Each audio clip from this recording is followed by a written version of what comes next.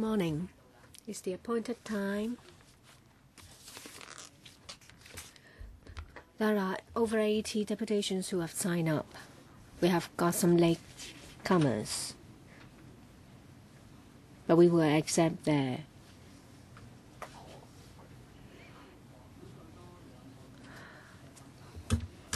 enrollment. I think with 2 more we will have 88. That shouldn't be any problem. There are 2 sessions, one today and another one in April. We have the administration with us.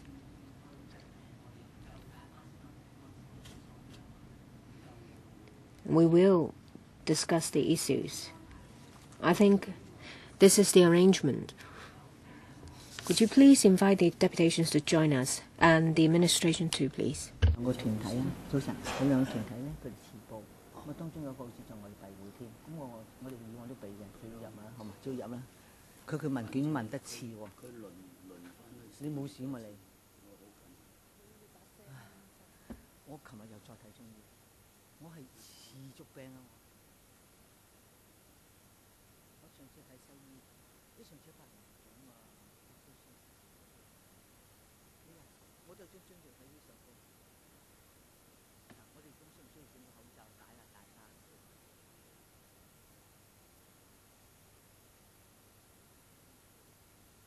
要小心。我哋呢班人要小心。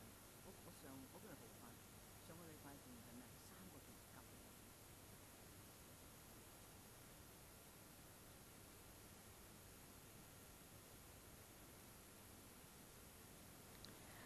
我突然間咧有。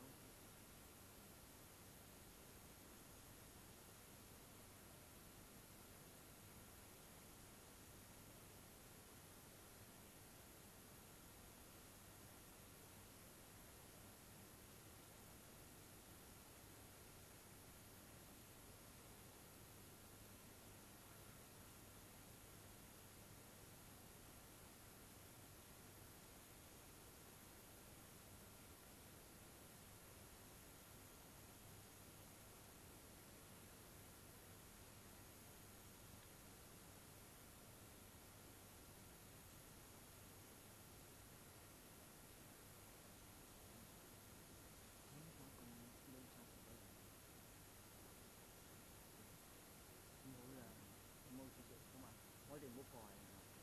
主席，你帶兩隻都要我諗好啦嘛。係啊，我一上次見我就問緊大主席，上次先問緊，唔好啦。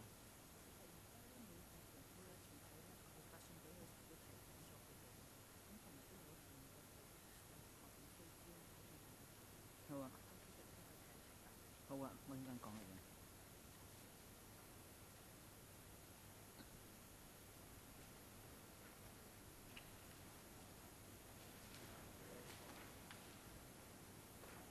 早晨，多位，早晨。Good morning. Find your seats, please. 阿梁生呢，阿黎生呢，佢想趕住走，我就俾佢先飯先，好嘛 ？OK。我就俾佢第一個發啦，好嘛？費事啦。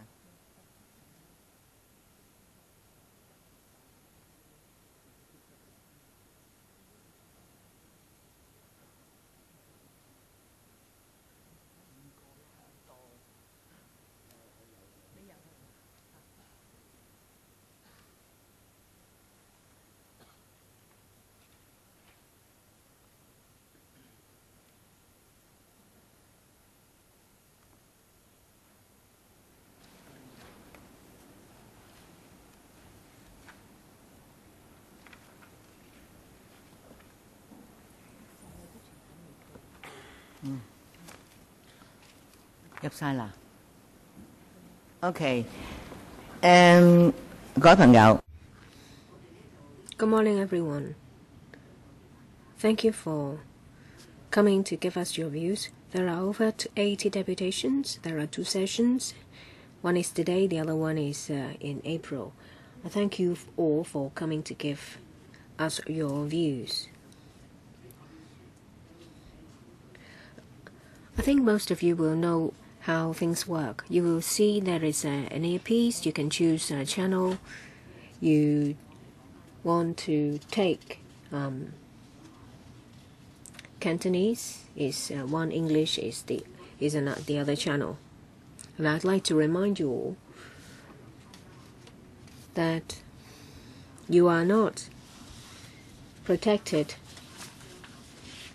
by the Legislative Council Powers and Privileges Ordinance Cap 382.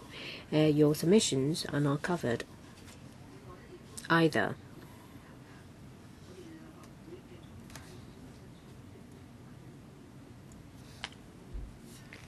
Members of the public who attend public hearings or sitting in meetings will have to go through the security checks.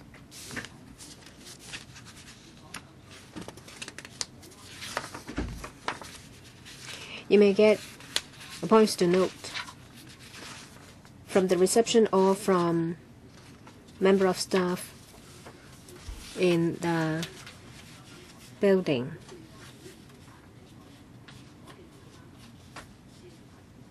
If you haven't given us your submissions, please give it to us after the meeting, because we would like to get a written submission from you. You will have 3 minutes to speak. Our deputation said that they would like to speak first because they have to go somewhere else. Mr. Lai Ka-chun, yeah, you may speak first. 3 minutes. Now? You mean now? Yes. Thank you.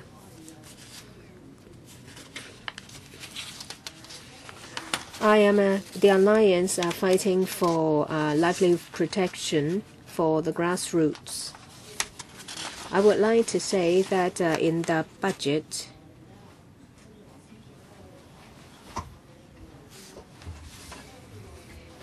the FS, the Financial Secretary, talks about the future fund. He talks about a lot of problems. He talks about structural deficit. But there is no mention about what the future fund is going to be used on. There is no vision. He just talks about more infrastructural projects.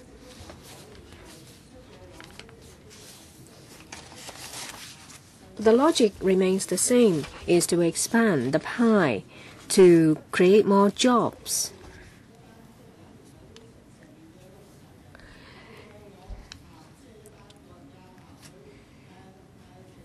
Community organizations all face the same problem. Well, there are a lot of elderly people who have been toiling over for most of their lives, and in the end they get nothing. So will protection be afforded to elderly people? You talk about this structural deficit. Is it an exaggeration? You have ignored the problem that we have structural poverty and an aging population.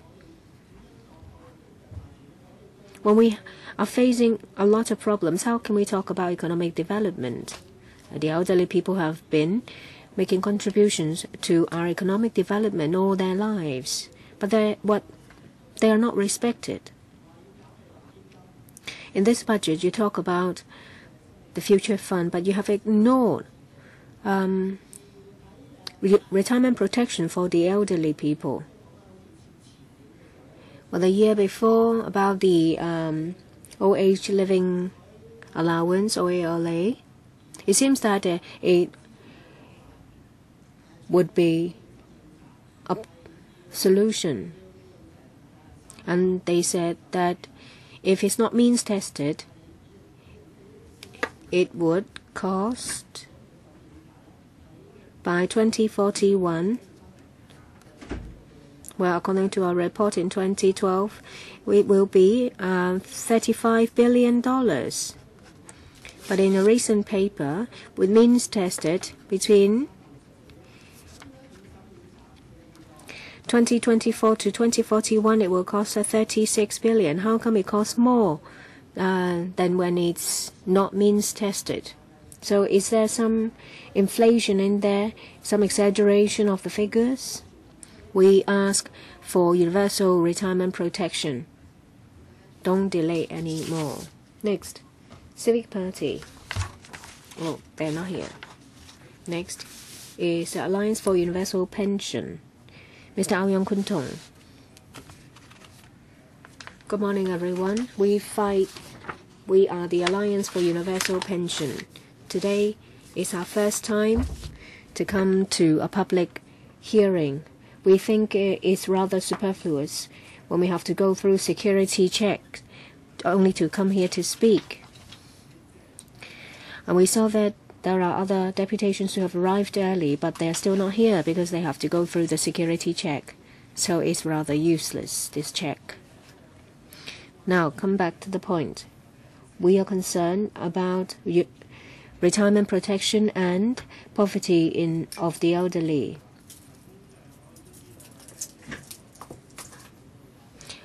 We know that the administration is going to tell us that Professor Nelson Chow is doing a study, but don't delay anymore. From the last government, they've been talking about studies. Today is the 25th of March, 2 years ago on this day. It was the day when the chief executive, incumbent chief executive, was elected. But it's difficult for us to check whether he has delivered what he promised. We don't know whether he has reneged on his word. Number 3. When the administration launched the OALA, they have come up with a lot of figures. I don't know whether legislators have been misled to support it.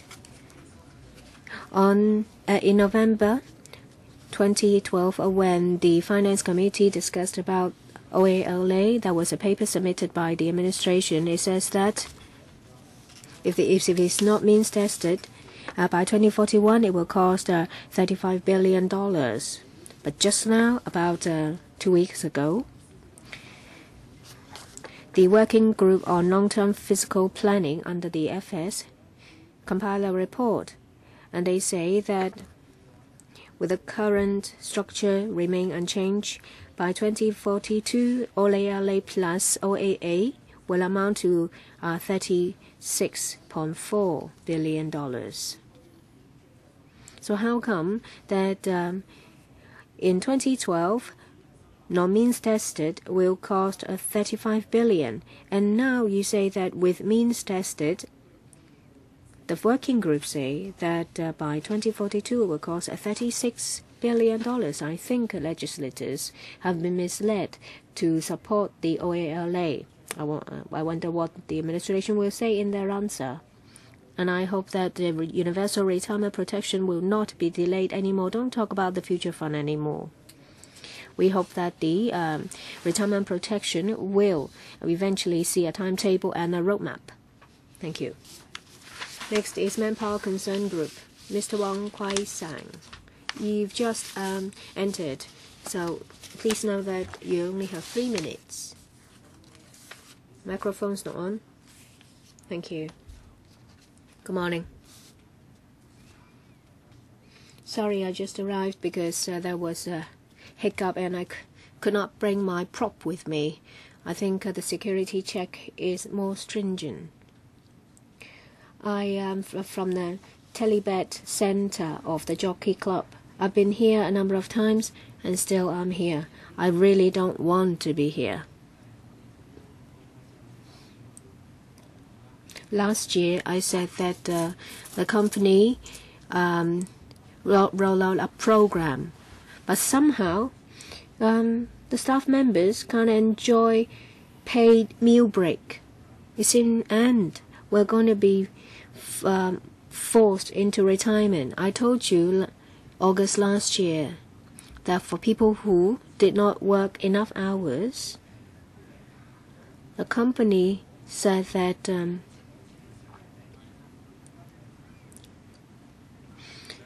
they haven't worked enough hours and their contracts are not renewed, so they're forced to retire.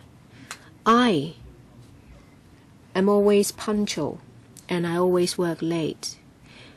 And I worked so hard that I had to have an operation. My hand was hurt, and I carried the brace. Company policy has changed, and you'll have to work till the ambulance arrives. And last August, I talked about the priority program. We now have to work 180 hours per month. Part-time workers can take breaks anytime they wish. We have 600 temporary workers, and there are less than 400 now. There is no time delay with the phone system, and if this continues, I now have to pulmonary examination, and I cannot. My lung volume is diminished. There's a advert saying that 2,600 posts will be created in Tin Soi Wai with the Jockey Club, and you can afford your own housing. But I'm sorry, that only applied to before the handover when they had housing allowance. And in 2009, I've been receiving physiotherapy, and the company says that I should not receive compensation. But referring back to the document on 17th of December, I should receive compensation. Well, if that's the case, then we're actually paying to work. And I can tell you, in my MPF account, I only have 140,000. If I didn't choose correctly, I might only have 40,000. So, Ms. Chan Yunhan, could you, together with Mr. Liu Changgong, could we arrange a meeting with you? Because I don't know how long I can last in my job. Tonight I still have to work at 8 o'clock, and I might not survive. I have a video disc that could you hand to Mr. Liu Changgong? Well, just now, some deputations, they wanted to bring their props, but the security said there is new arrangements, so props cannot be brought into. Well, have you read the notice? The person in front of me has a bottle. He has labels on it. Well, is that an unequal application of the rules? Well, Chairman, you should allow everybody the same privilege. Okay? Please comply with our rules. Why do we have a notice? It's because we want the procedures to proceed smoothly. We respect your views, and we also want you to respect us. Please continue. Hong Kong Federation of Trade Unions Rights and Benefits Committee. Thank you, Chairman. We're late. Well, the Federation of Trade Unions has always felt that the government should come up with a plan for universal retirement rights. It's been on the burner for some 2-3 decades, and the government has missed the opportunity. So our this bottle is empty. There's no water in it. So when our workers retire, what can they live on? But the government has put forward many excuses to postpone the issue. But with the aging society, the problem is exacerbated. So 1 out of 3 people are above 65 in the year 2014. And especially in the coming 5 years, we believe we need to, this is the last opportunity to resolve this problem. If we don't take this opportunity to create a good retirement plan, then the problem will only get worse and worse. So the FTU suggests that the government should use the reserves. Well, whether we set up a future fund, that's debatable, but we do have some money on hand right now, and we feel that the government should use this reserve fund. So this comprehensive retirement plan that we propose, the government should use the 200 billion land fund. It's just set aside. The 200 billion is set aside. And so we urge the government to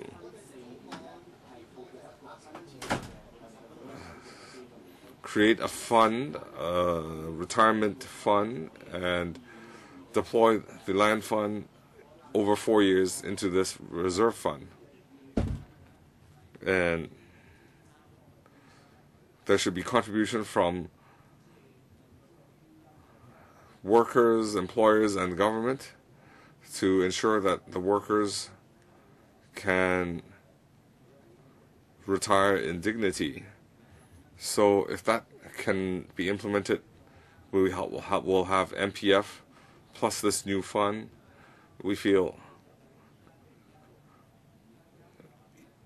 if it's implemented now, we believe the elderly can receive 3,250 per month.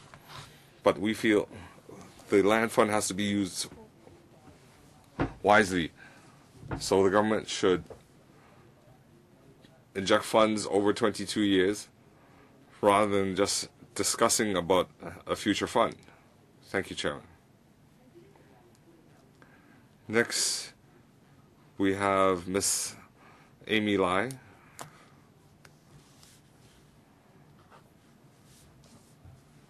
From 07 May up till 7th of July in 07, I've been diagnosed with cancer, and last month I've been passing blood again, so my cancer has relapsed.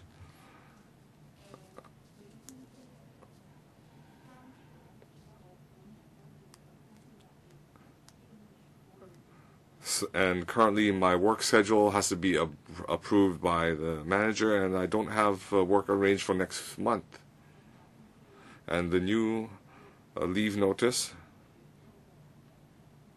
I have to use a short notice, and that would affect my salary. On the 28th I need to enter hospital, and I don't know if I can be released on the 31st. Because my situation is quite dire. When I was admitted to hospital last September, I had to be operated on. So I'd like Ms. Chan Yunhan to apply for, to help me apply for leave with the Jockey Club, because I cannot continue. My body just cannot continue. Please take care. So you should leave your phone number with the staff. Please take care. Thank you for your opinion. Next,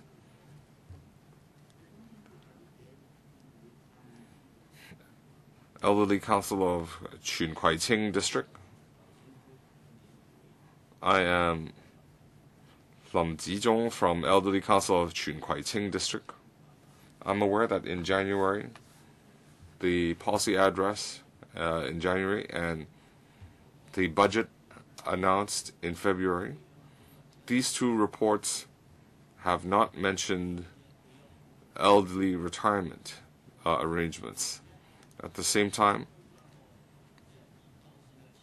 they talk about a structural deficit, and funds will be depleted in 28 years. This is very pessimistic, and I'm disappointed.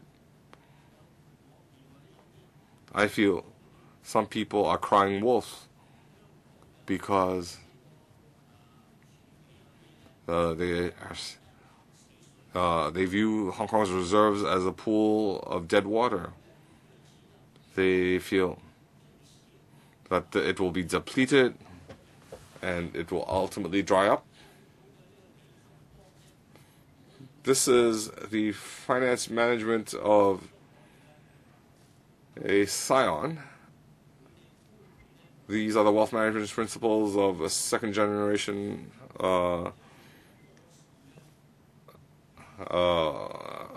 wealthy person.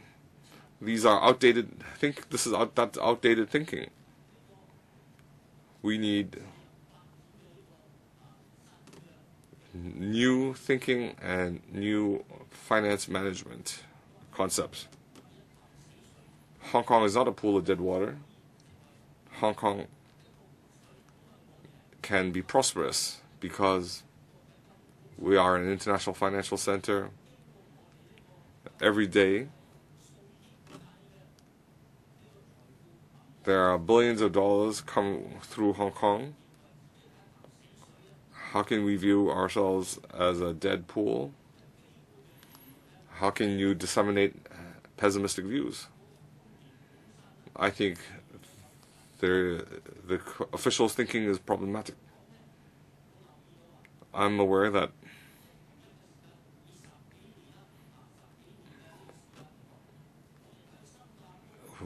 over the same period, we've seen Singapore, Macau, and Pudong in Shanghai's development. And in the same period, what do we see in Hong Kong? Kai Tak and West Kowloon are still undeveloped. Go look at the cruise terminal. Each floor is vacant.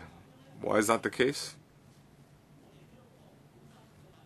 Is that a problem with Hong Kong? So I feel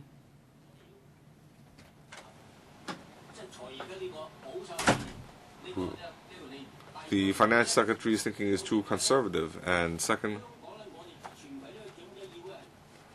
the elderly council of Chun Kwai Ting, we should have universal pension by 2016. So all the retired elderly should retire in dignity. That's what we hope for. Thank you. Next we have League of Social Democrats, Mr. Wong Ho Meng. Well, first of all, we need to criticize the SAR government. We have some 50 deputations, and all we have is an assistant secretary. Mr. Zheng Kin-zhong should be called Shadow Zhong. He's not visible. He won't attend such an important meeting. Second, I said the chairman was brilliant, but I might need to withdraw that. Just now it was mentioned that the land fund should be used as a universal pension seed fund. But when then the financial secretary has stopped you, you are speechless. So in the coming budget, you should help us with the filibustering. So the two officials, the assistant secretary, are you aware that the SAR government, they talk about 3 pillars, and there are new regulations. I cannot display my props. So these 3 pillars are useless because the SAR is still referring to the World Bank 1994 reports say that we have 3 pillars. We have CSSA, but a lot of people don't receive CSSA. Recently, an elderly person asked me for help. He says he can't. He doesn't have food. He's on CSSA. He lives with his daughter, but the relationship's not great, and the daughter refused to sign the form to say that she will not support him. Is it going to be the case that we'll have to beg you for each and every case for you to exercise discretion? I think this is a huge flaw of the system. Before we have universal retirement protection, we should first consider improving the CSSA system so that applications can be made on an individual basis to protect our elderly people. Siwa Leung says that he's going to do a lot of things. Elderly people, listen up. He said he's going to chuck you over to Nansha in China. We want universal retirement protection, but you give us something else. I want bread. You give me pebbles. So please don't use Nelson Chow's report to delay. There are many deputations here. Most of us support universal retirement protection. We don't want the future fund. We want universal retirement protection. Thank you. Thank you. Next is Neighborhood and Workers Service Center. Mr. Chow Kampui.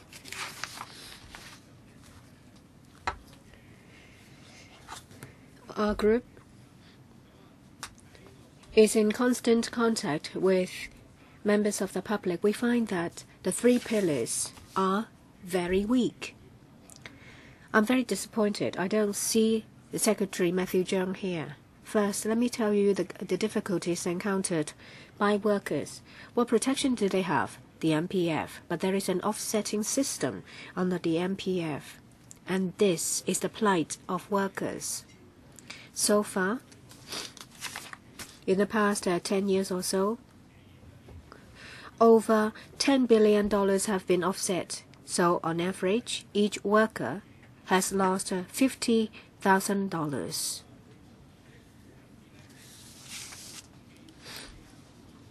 So, if you look at this offsetting system, you see that it's a huge problem. For the MPF, well, if you are lucky, then you will make money. But most of the cases are lost, and sometimes you lost the administrative fees on top of that. And housewives cannot make contributions towards the MPF. So how is their retirement going to be protected? By just skimming money off the household contribution made by their husbands? It's not easy. So MPF itself is a serious problem. We ask for an entire abolition of the MPF and use 5 years as the transitional period. Use the 5% we pay towards MPF towards the universal retirement protection system. Elderly people, housewives, when they reach 65, they will get $4,000. We've done the maths. It's not going to be a huge financial burden on the administration. When we have universal retirement protection, there will be contributions from three parties: government, employers, and employees. They will all contribute towards retirement protection for everyone. And this is a core issue. The administration will definitely say that they have engaged Professor Nelson Chow in conducting a study on this, but the administration will not disclose the data.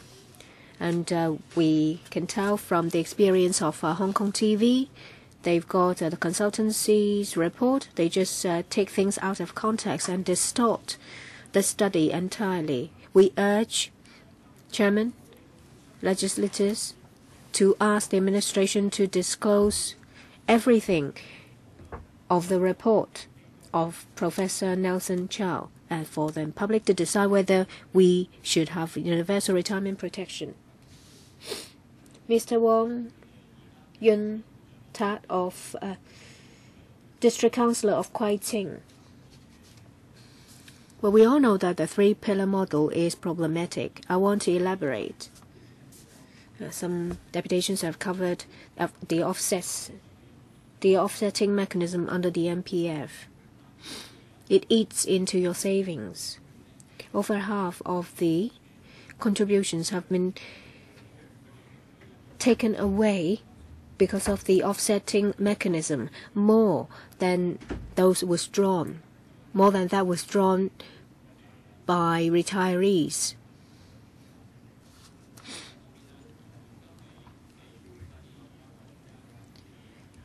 CSSA payment is retirement protection relied on by elderly people, but that is not enough. So the current CSSA payment level should be reviewed. And there is also the means test. Some elderly people cannot get CSSA. They can only rely on the OAA or the OALA, and is a lot less. The policies themselves are not family friendly. Some elderly people live on their own because their children cannot support them. And if they live with their children, they will not be able to get CSSA. And the children will have to sign the declaration to say they don't support their parents. So they have to move out, living in the PRH units, or even worse, subdivided flats. And this adds to the accommodation cost of elderly people. It makes it worse. So the administration should put in more resources for community care. If we have universal retirement protection, we reckon the number of elderly people living alone will reduce. The second pillar is savings, but 1/6 of the people live under the poverty line. They can't make ends meet. How do you expect them to have savings? So in reality, the 3 pillars themselves are problematic. We have to have universal retirement protection. While the government still has a surplus, every year a certain amount, say maybe $30–40 billion should be set aside, then put together so that there will be retirement protection for our elderly people. And there should be contributions from 3 parties: government, employees, and employer. They all contribute towards the retirement protection to make the system sustainable. This is the only way to solve retirement problems for our elderly people. And we should no longer rely on the MPF. Thank you. Next is Huaichung Estate Labour Right Concern Group, Mr. Leung Kam Wai. The administration recently proposed that they are going to use $220 billion to set up a future fund. But the purpose of the future fund is for infrastructural projects. When it comes to improving people's livelihood, especially that of elderly people, it's silent. I don't see our future in the future fund. The government has been saying that aging population is an important issue to be faced by Hong Kong. But how does the administration deal with an aging population? I see that it's an excuse used by them to increase tax and to introduce more imported labor. When I read the consultation paper on population policy, they mention a lot about an aging population, but the only solution they propose is to increase our labor force and increase tax. But there is no suggestion whatsoever when it comes to retirement protection. John Zhang, the financial secretary, said that in 7 years we're going to have a structural deficit. That is the earliest we have such a problem. And by 2041, there won't be any surplus. But what about retirement protection and an aging population? There is no solution.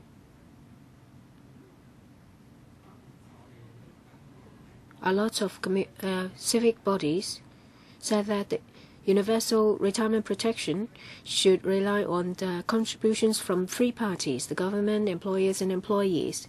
In this way, the financial burden of the administration will be reduced and it will be sustainable. The current CSSA relies on tax revenue, so it's not sustainable. 1 out of 3 elderly people live in poverty. On one hand, the administration encourages children to live with their parents, but if the children are not well off, and if they live together, elderly people cannot get CSSA, and their lives would become worse. And as a result, elderly people don't live with their children anymore.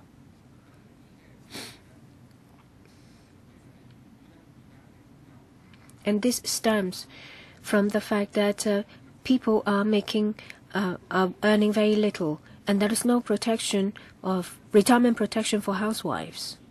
We need universal retirement protection to improve the lives of the grassroots and that of elderly people. Next, Hong Kong Confederation of Trade Unions, Mr. Ng Kun Kwan. We have a serious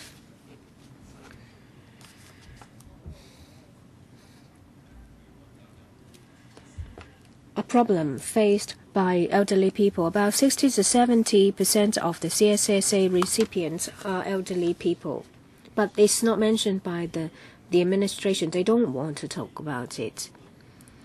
Well, we have a serious problem of elderly poverty. Will this problem solve itself or disappear in a few years? That our elderly people no longer need financial assistance? No.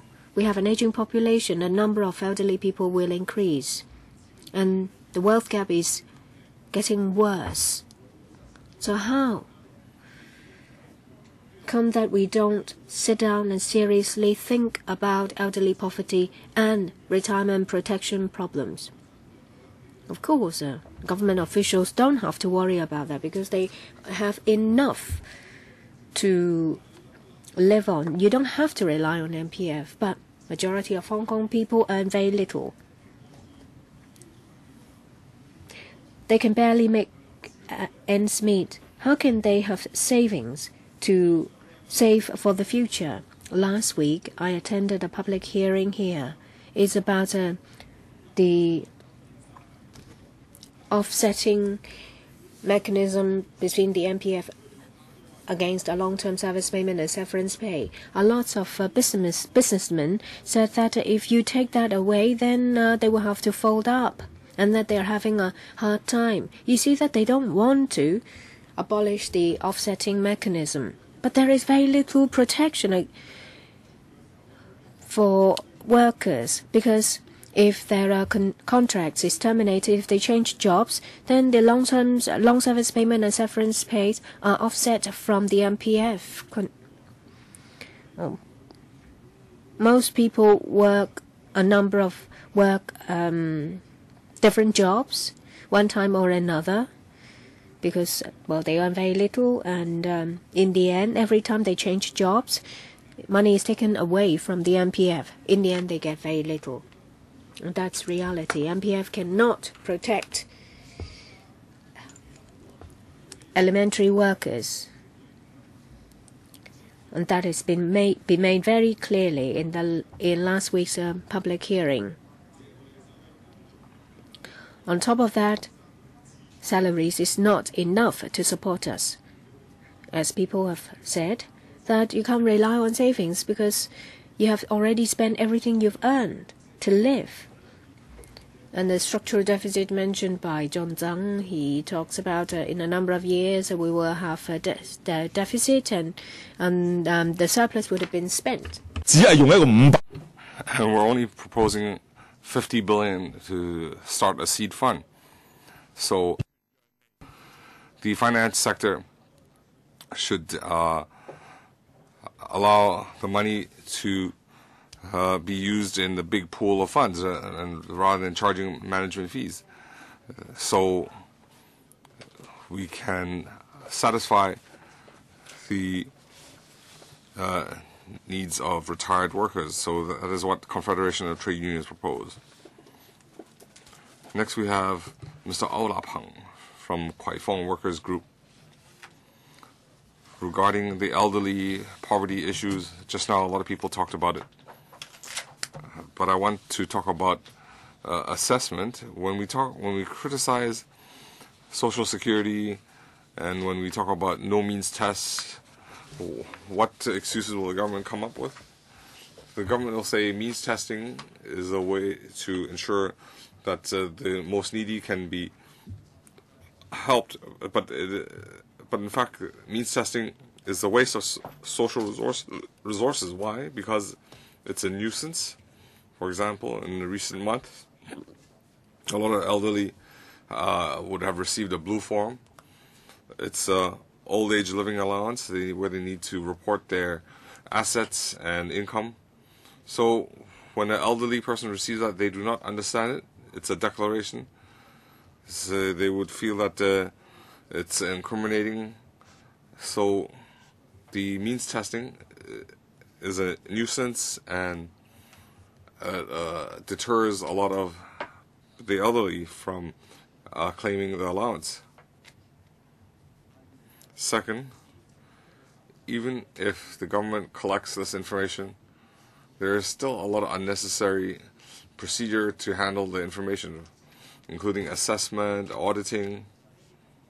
So all this unnecessary work creates expenses, and the money does not go into the deserving.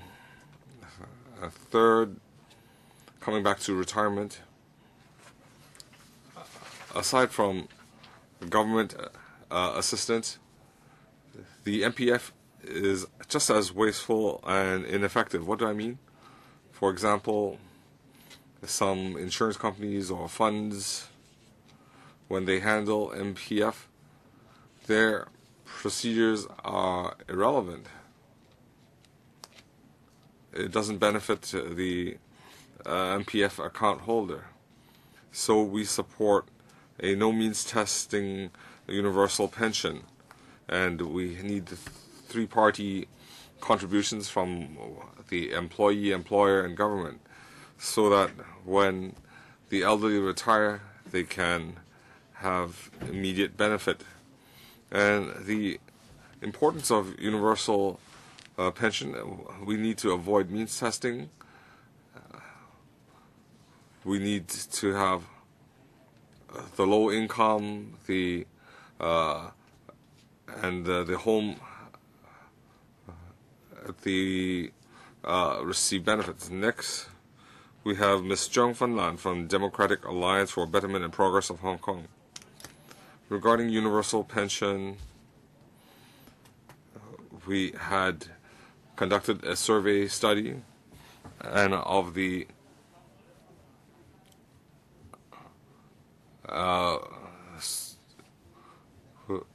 successful surveys that we received, the majority support retirement, but there is a difference in opinion on how it should be implemented, such as how much contribution should be made, who will contribute, should it be three-party contributions, and will the old age allowance and old age living allowance be scrapped? A lot of the members of the public have reservations about contributions. So would funds be diverted from MPF, or should there be new contributions? They have reservations. So in light of this, we suggest the government should consult as soon as possible and come up with a retirement plan where everybody has a consensus. We also need to step up education, especially the young, who are the contributors to the pension fund. So even though they are making contributions, it will benefit their retirement. We also need to look at fundraising options so that the fund can be sustainable.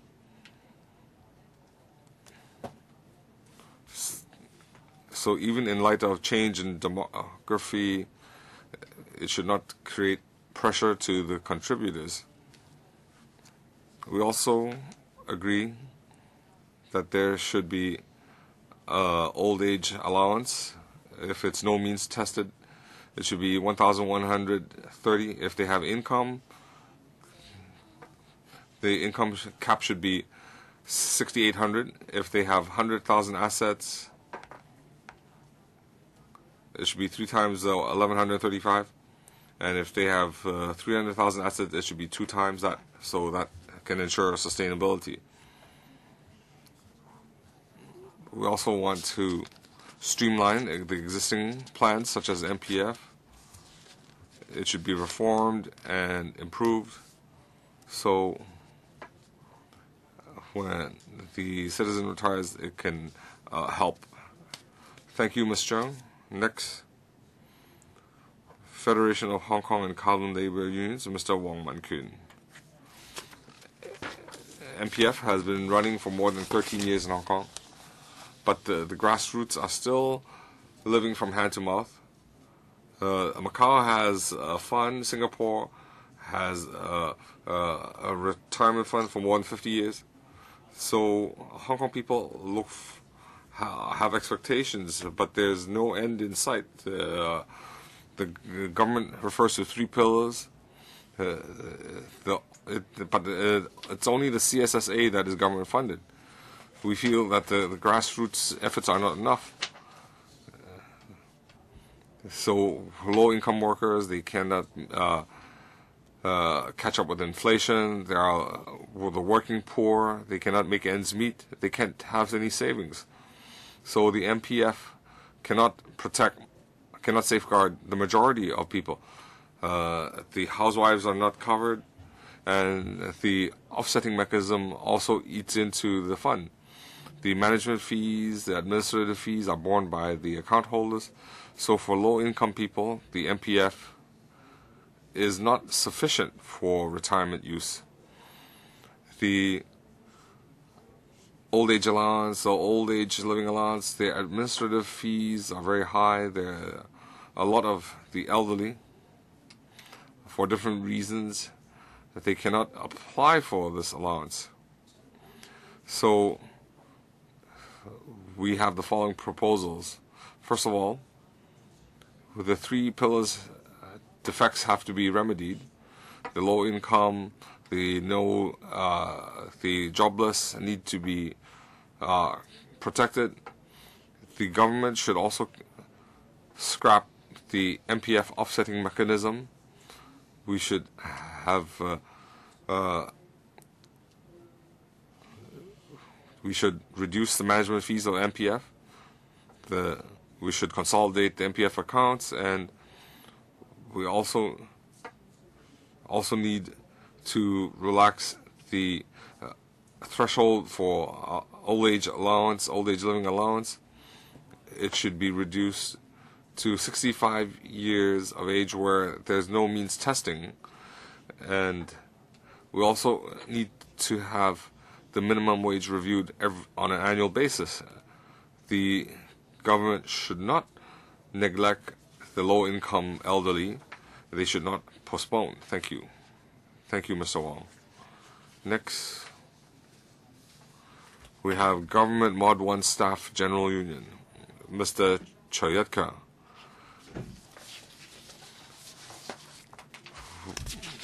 We need a sustainable plan that we have for the majority of the public a means-tested retirement where we common people work hard. Is it for our family's benefit, or is it for Hong Kong's prosperity? If the government feels it's the latter, then all the enterprise profit should be deposited into the treasury. Otherwise, we would rather spend our benefits rather than giving it to the government. The majority of the wealth is concentrated in the hands of the few. We are just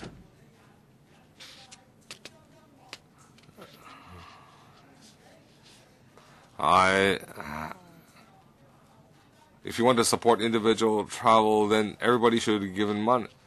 If the mainland individual travel economic benefits can be distributed, then everybody would support that. This is just a matter of deployment of interest. Thank you, Mr. Choi. Next, we have Kwai Fong Estate Elderly Rights Concern Group, Mr. Zhong Haoping. Thank you, Chairman. This universal pension, we've been fighting for it for decades. So why has the government ignored this issue? Why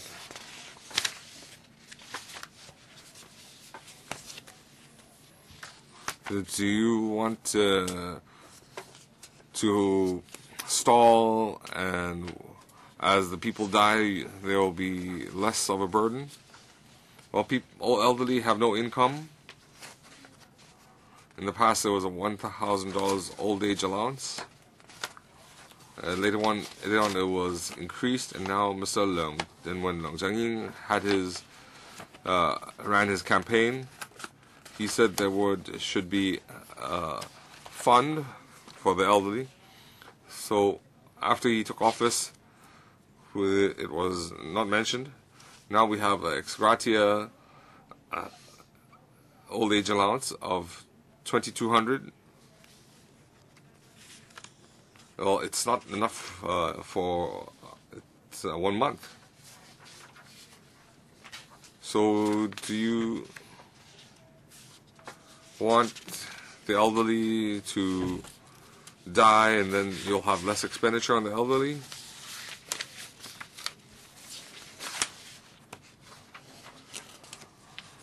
In the Polytechnic University survey questionnaire, 90-odd% support universal pension.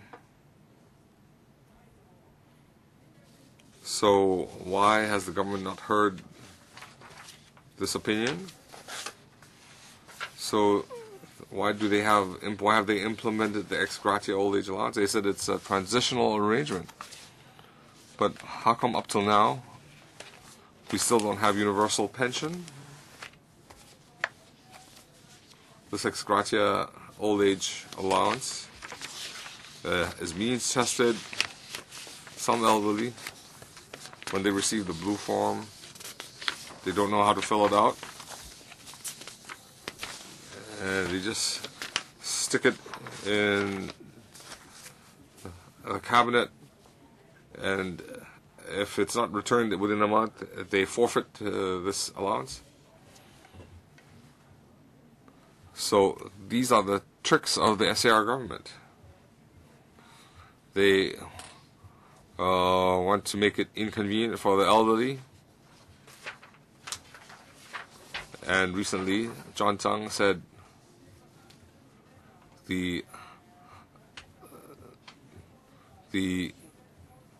Hong Kong's funds will dry up and they need to set up a future fund.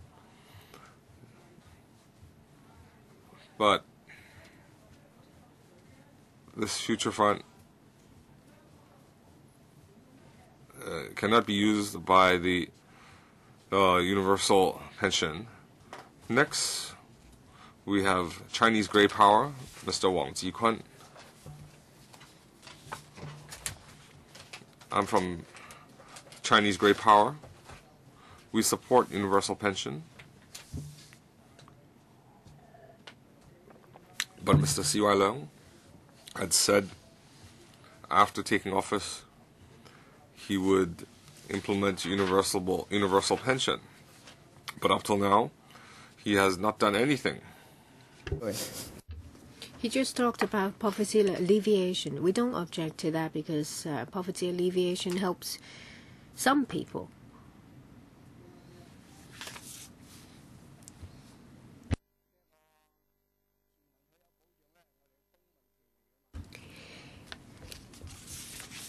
It's a civil right to have a retirement protection. It's been over 10 years since reunification. Well, a first chief executive we had, we thought that he could do something. And the second one, we had a corrupt one. And the third one, we thought he would have our benefits in his heart. But that is not the case. The secretary, Mr. Zhang, is not here. He talks about 3 pillars. What pillars?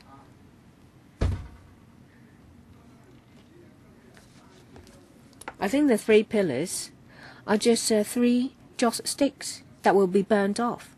During CH Tong's term, they talked about CSSA, and now for the retirement protection, the universal one. Yes, there are still 3 pillars, contributions from 3 parties, and that will be sustainable. And it's our right to have retirement protection. Why doesn't the government proceed with that? I can't see your face. Have you finished? Oh yes, I have. Thank you. Well, we have the Civic Party with us. Miss Bonnie Leung from the Civic Party.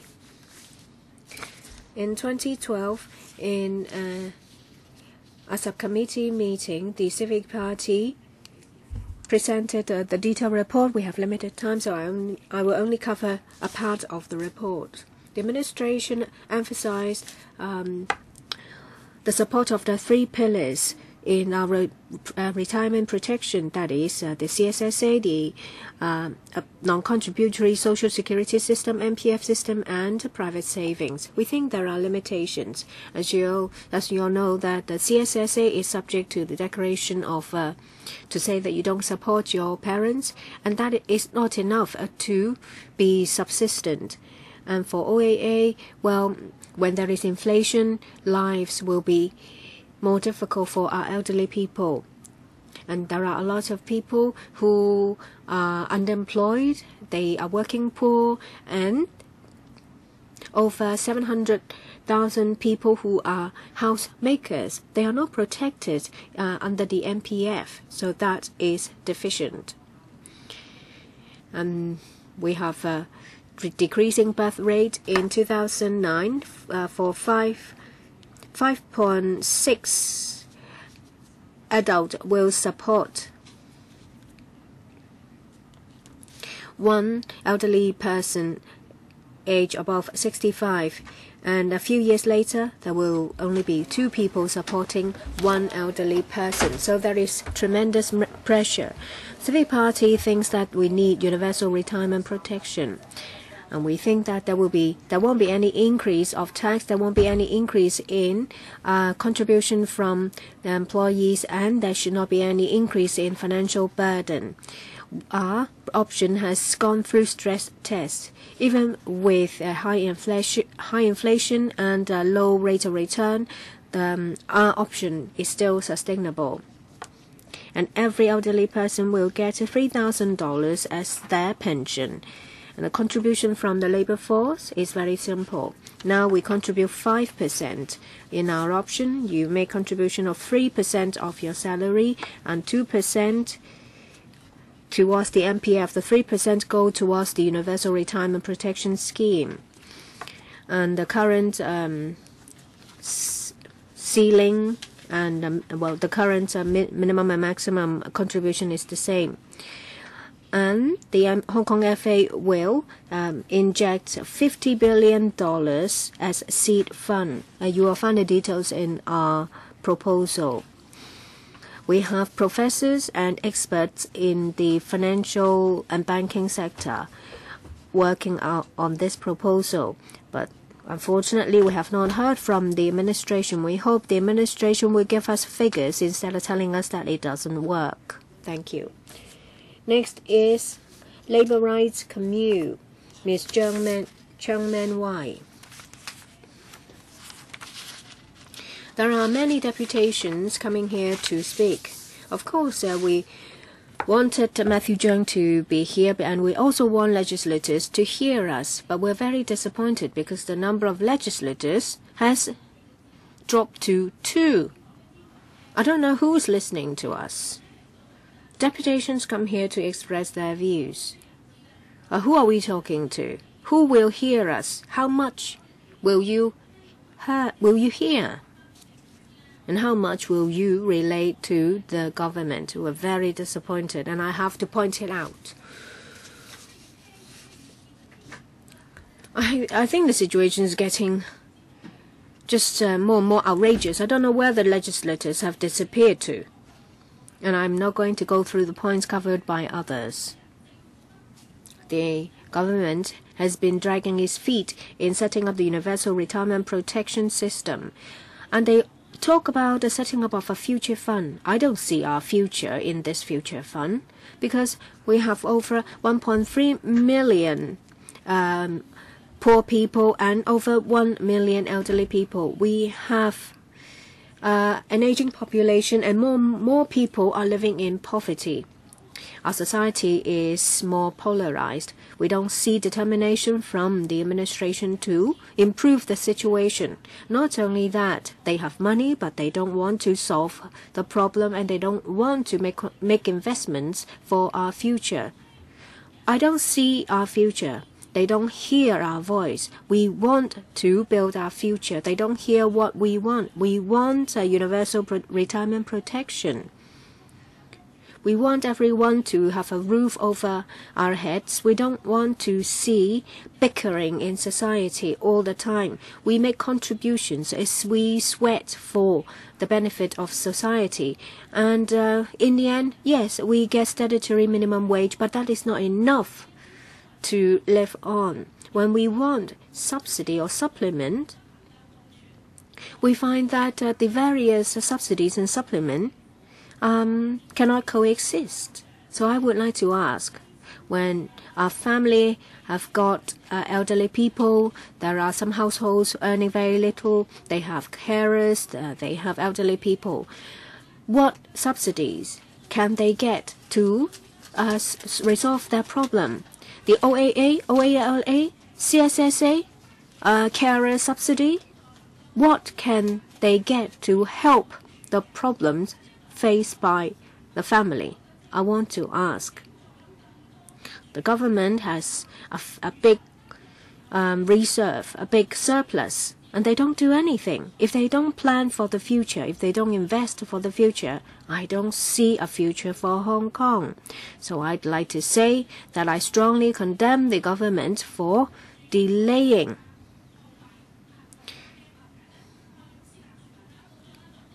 in setting up the universal retirement protection. I condemn them. Legislators, do your job. Listen to us. We're here to talk to you. We're not here to vent. We're not here to just make hot air. If a problem is resolved, we don't have to come here in the first place. So, government officials and legislators, open your ears and hear us out. Next is a concerned group for caretakers, Ms. Chim Woon Chun. Thank you.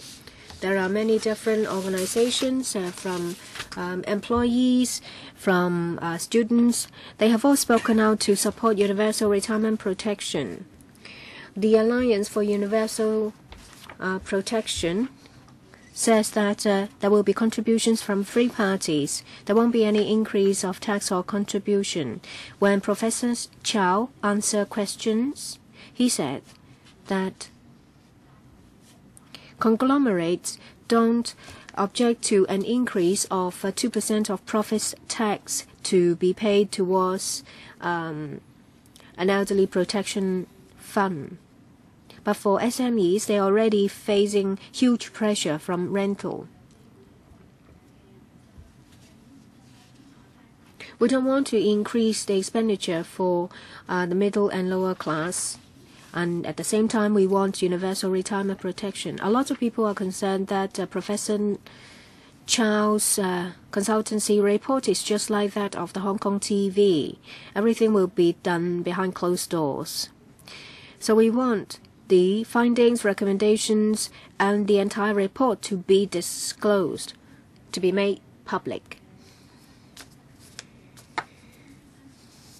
You have to remind your elderly your elderly relatives at home to alert them as to what is a genuine retirement protection, that they don't have to pay extra and they will get genuine protection. There are some groups who have floated ideas that do not conform to this principle. They are subject to means test and the payment is not standardized. They are called retirement protection, but they are not universal retirement protection. It's just like a restaurant pass duck as goose and charge the price for goose. So you have to be careful to make a distinction. Universal retirement protection is savings for the future.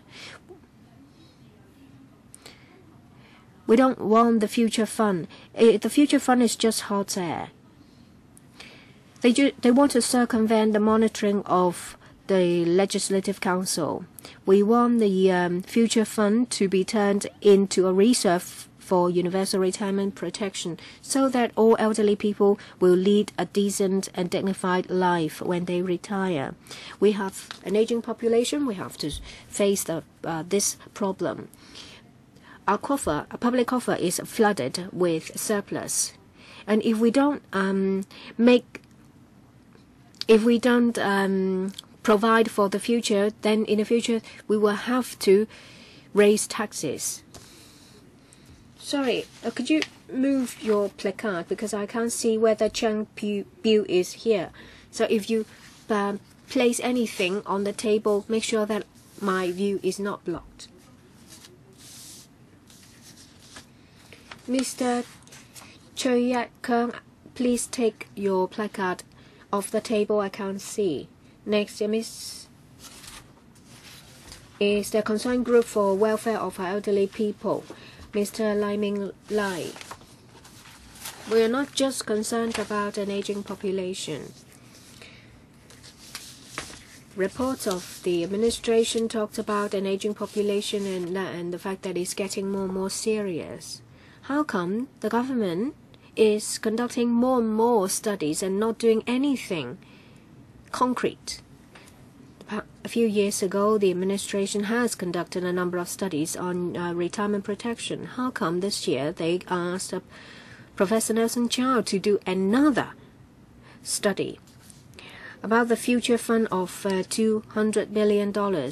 Why isn't the $200 billion used to develop new industries, different investments?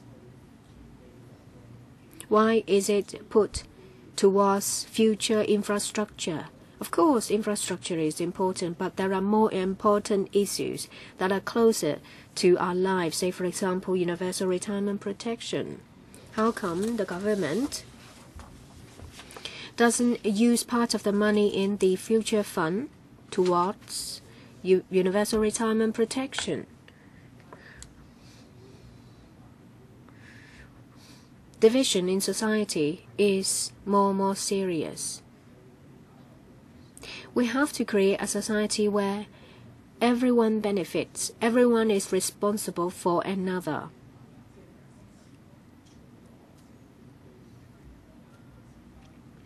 Yes, the government should provide for the benefit of Hong Kong people. We also have to make our contributions.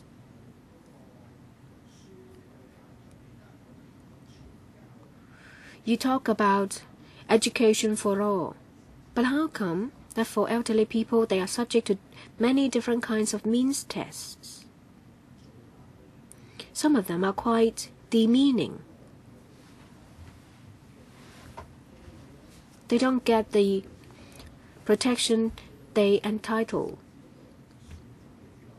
They don't even have the freedom to choose.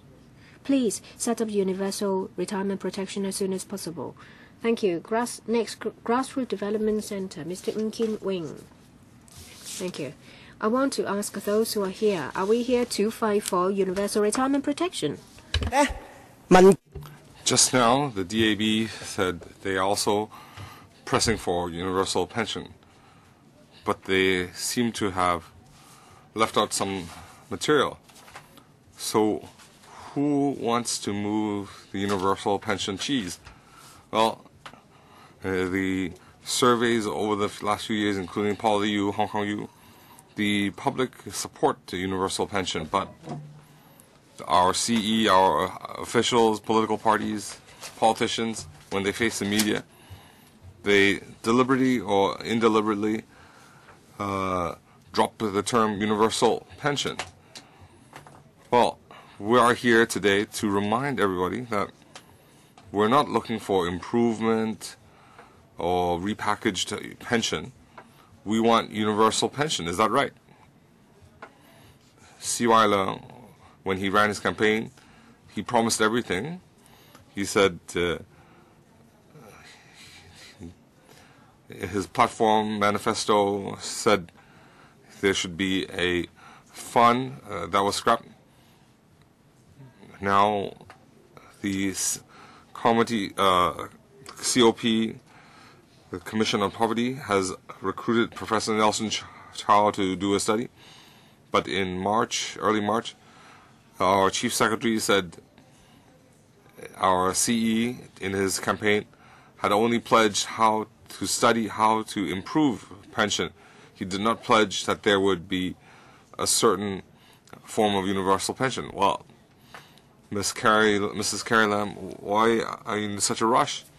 The Professor Chow's consultant report has not been completed.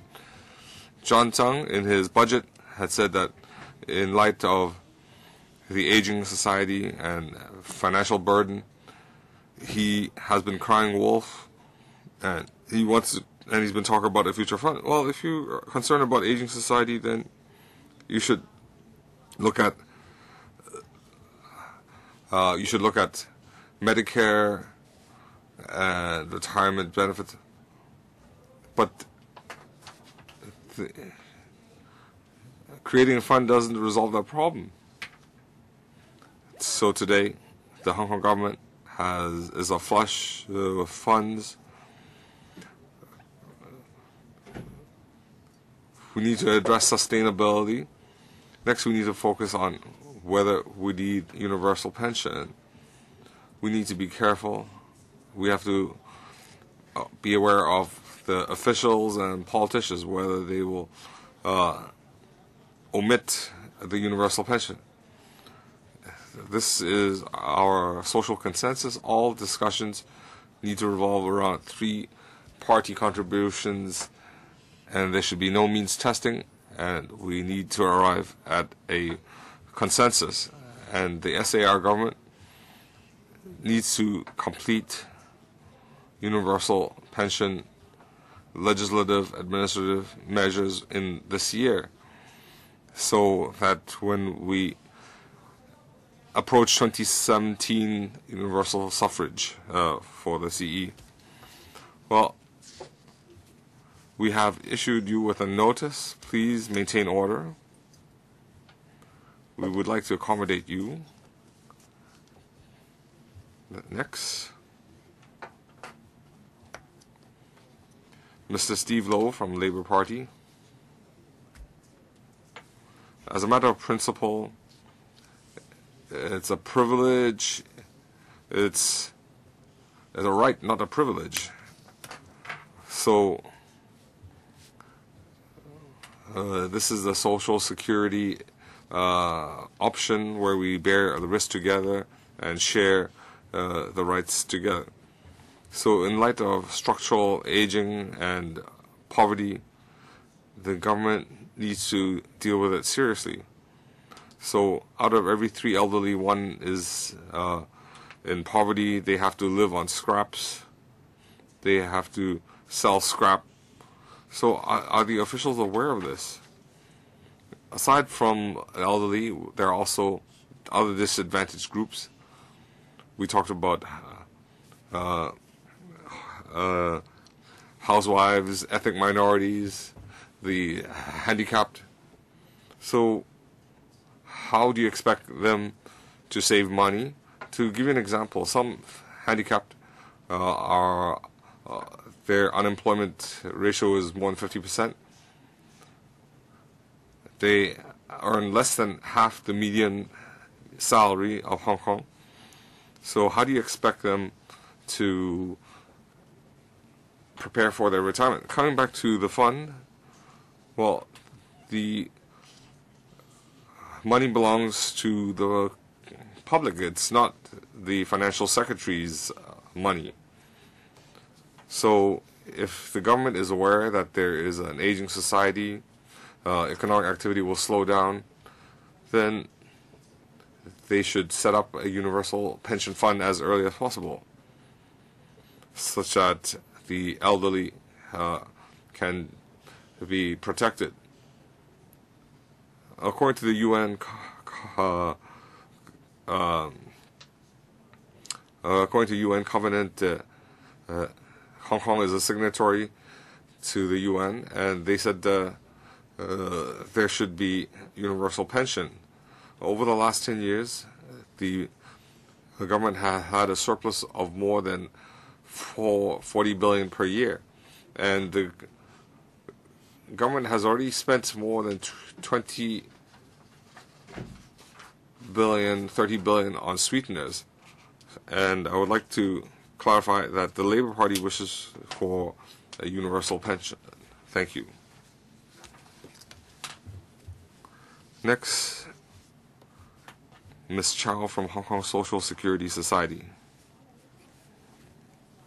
We are a think tank, and we have been engaged in this dance with the government for over 20 years. So I'm not sure what you want to hear from me. If you want to talk about the seriousness, the urgency of this problem, we've been talking about it for 2 or 3 decades. We've heard different options year after year.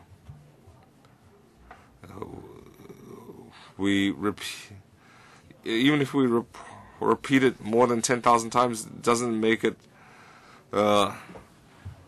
feasible. It just becomes out of date. So universal pension, we have been treading the same ground over the years.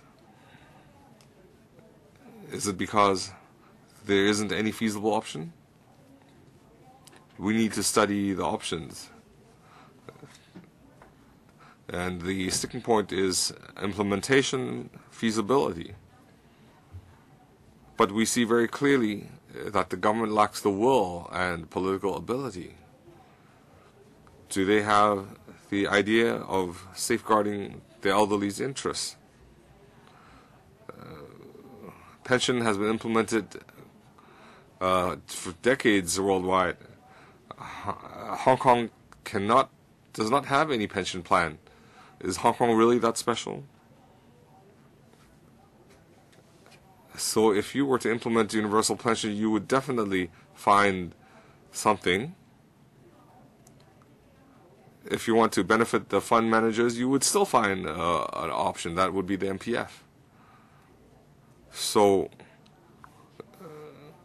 pension does not have a perfect solution. You won't have a clear-cut answer after a consultant study. Didn't you do consultation on MPF? You have heard. What are the results of that? And now the government is talking about future fund, old age living allowance, and so on. If you talk about feasibility, sustainability, the most feasible and sustainable option would be to not spend money. But if you're not spending money, you are avoiding your responsibility.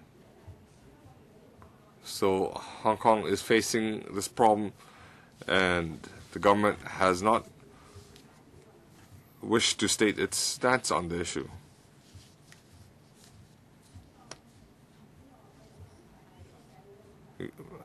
this is a matter of choice. You've heard from the deputations, what choice do we have? We want a universal pension that safeguards elderly rights. But the government has hid its head in the sand. So we have not brought any options. We just want a timetable for universal pension. Thank you.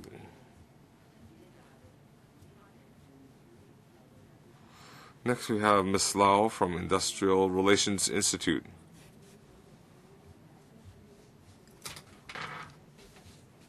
So we have worked on this just as long as the Hong Kong Social Security Society.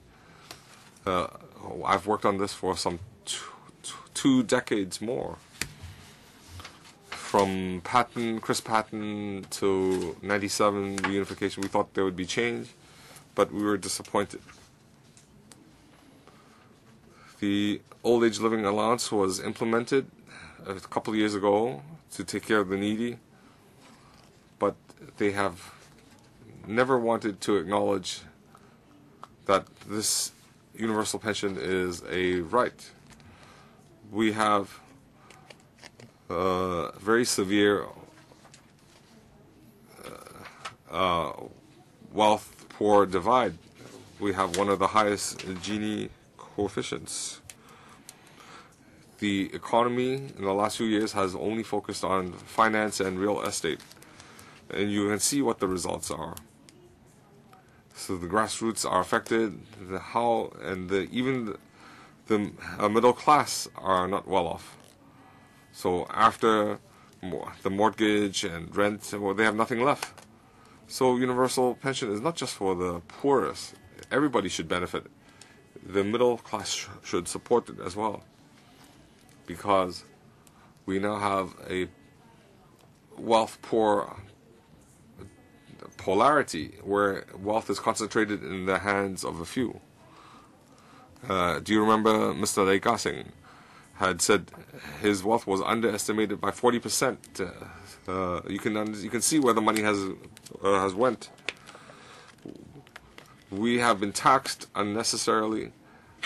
This money has gone into the hands of the real estate developers and consortiums. I wanted to talk about three-party contributions, but I need to focus on the structural deficit as described by John Tsang. I don't think we understand how he arrived at that conclusion. Well, if there is a deficit, then shouldn't a responsible government have a long-term planning? Is hoarding money a planning? So it's like a reservoir overflowing. The water is diverted, and the people near the reservoir are dying of thirst. He would rather build a few more reservoirs. Don't you think that's ridiculous? Hong Kong salaries tax is a cumulative tax that is a means of wealth redistribution. So we should see how we could have a cumulative tax for profits tax. Thank you. Next, Ms. Pong Lai Hing from Women Workers Cooperative. We are workers and we need universal pension because our work is unstable, our wages are falling. Inflation is rampant. We need to pay MPF, and it is offset with the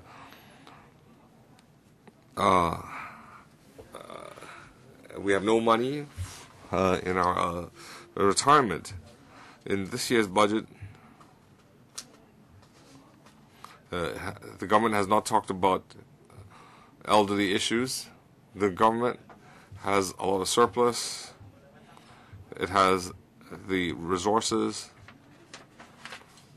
to set up a 50 billion seed fund to implement our universal pension. We are willing to contribute, the government and workers have a responsibility to share contribution, and we already have a consensus. We'll all take responsibility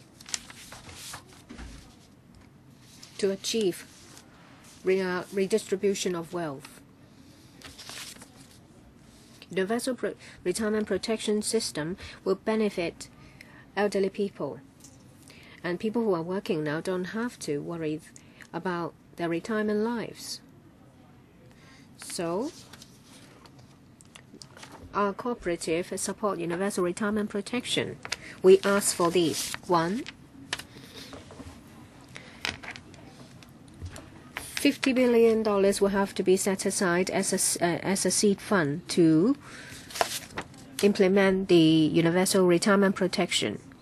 2, there should be roadmap and timetable for the setting up of the system. Thank you. Thank you very much. Next is Concerned Group for the Elderly, Mr. Fan Ping K. I'm from Limok Shu Estate. I have compiled a report from questionnaires done on universal retirement protection. You'll find data, number of respondents. Most of the respondents support universal retirement protection. The government has been making excuses, saying that there is no consensus. I think this is just an excuse. On one hand, they say that they will take better care of elderly people. After reunification, they've been talking about elderly people being well taken care of. But what happens is that they're just empty words. Yes, we have to take care of our youngsters because they are our future. But you should not neglect elderly people who have already made contributions to society.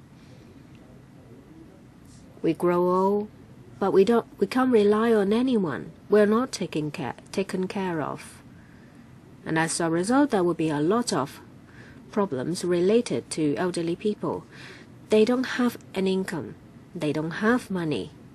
As a result, they are at the mercy of others, and they have to hang their heads low, subject to whatever treatment they are dished. And I think you are helping the strong at the expense of the weak.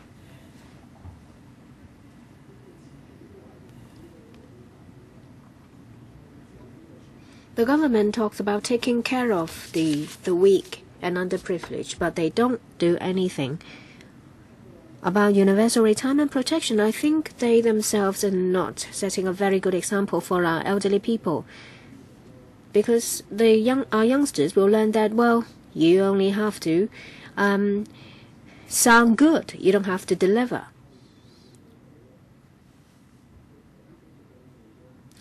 Can you deliver what you have promised? Why not now? For how long do you want to wait? How many more years do we have?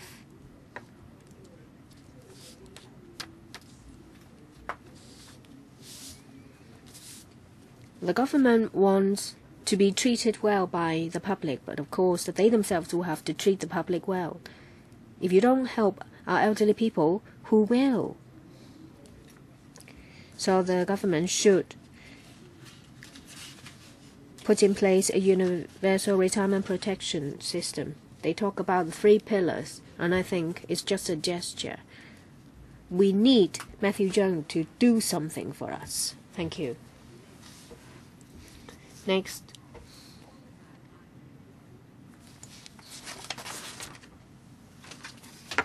Miss Yim Pik Fan, Alliance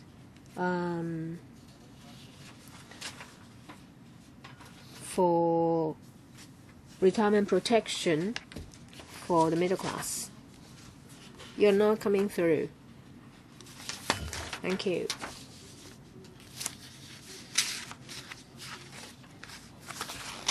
Every year, people will criticize about the handouts given. Handouts are just band-aids. The problem is still there.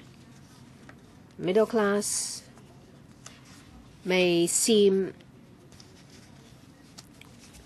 well off. They employ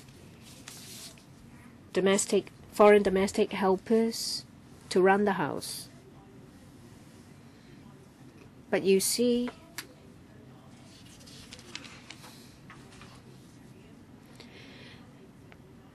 that you have to pay the foreign domestic helpers with long service payment once they've worked for you for over 2 years.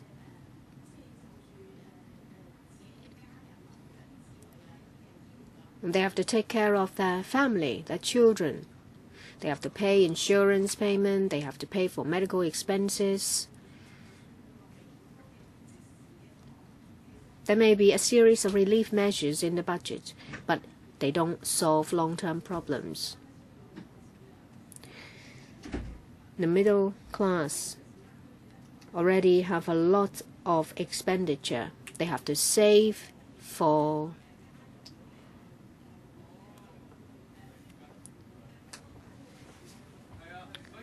academic expenses for the children. They have to save for medical expenses. So they may not have enough to put aside for retirement. If we have retirement protection, a universal one, it will be beneficial to the middle class. They work very hard.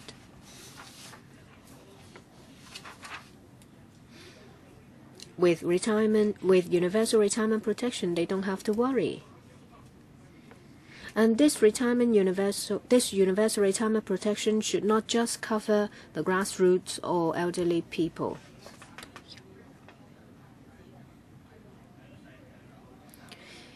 Our youngsters have recently come out to say that they need retirement protection.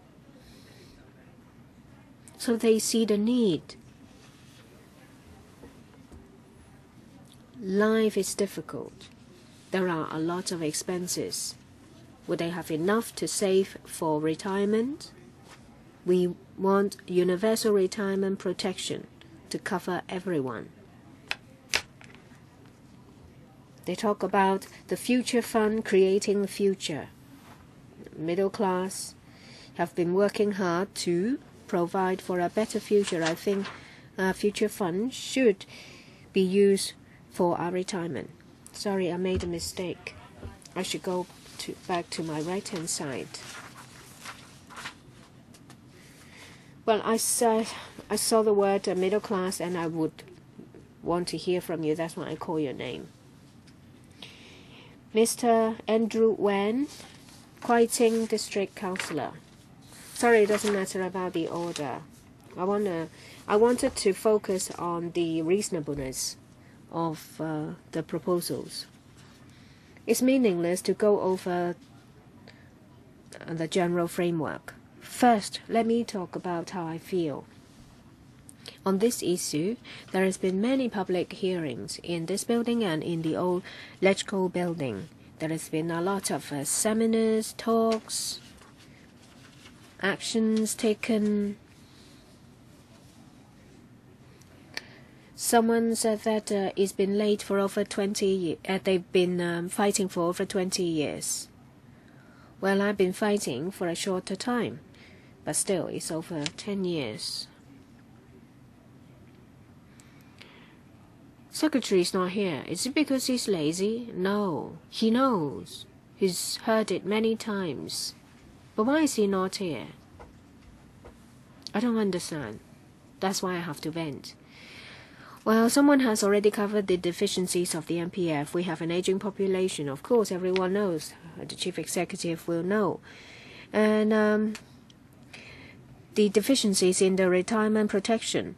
He knows, of course, that the chief executive knows. He talked about it in his election platform. He said that it doesn't have to be grand. You have to put your heart into it. But what I see is that everyone is dragging their feet. I'm afraid that he just dragged his feet, hoping that it will be forgotten. Well, I don't know whether it's some schizophrenia suffered by the government. They know about the problem, but they don't do anything. They talk about the problem. They talk about the aging population. John Zhang talks about all these problems. The last government talked about problems, so that's why there is an injection of $50 billion. So you see that directions do not match their words. And now there is the future fund. And he said that it's because of an aging population. But the future fund is for future infrastructure projects. So is it just another excuse? There are many definitions of infrastructure. Social systems themselves can be an infrastructure. I just want to say that since the government and the government officials knows about all these things, they have the money and they have data, then why don't they do it? I think it's a political decision. Maybe they are afraid of businessmen. But we need a timetable. We need a clear direction. They have to set aside for $50 billion as a seed fund.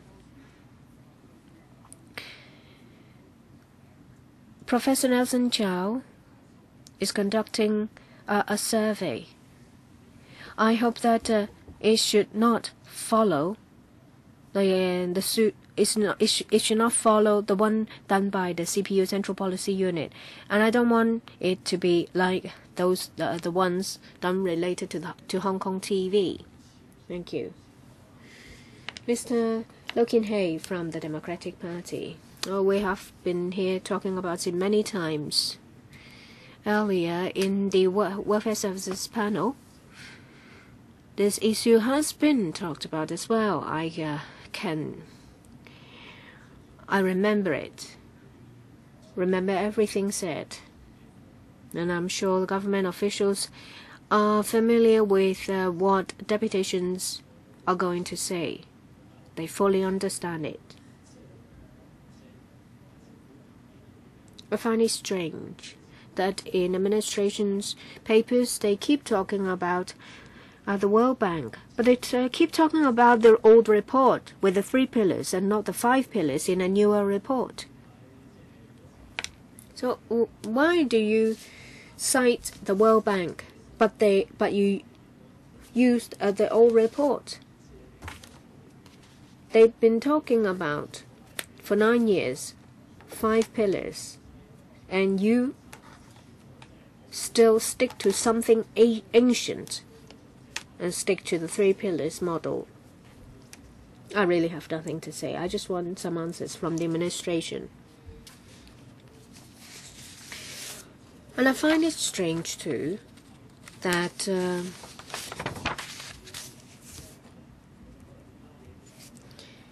if we had set aside $50 billion as seed fund a few years ago, now we will have another $50 billion. So if the money is not put aside to start generating return, we will never have any money. Even if you use the most conservative approach, say for example the exchange reserve of the Hong Kong MA, every year there is a profit of 7%.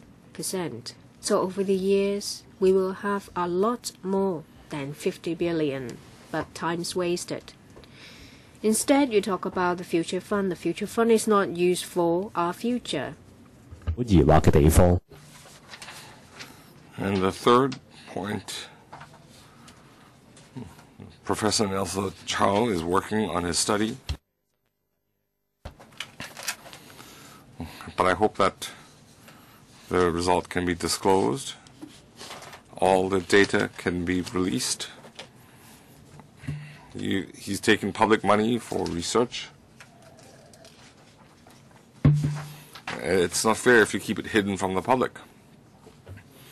The government has a responsibility to disclose study results funded by public money.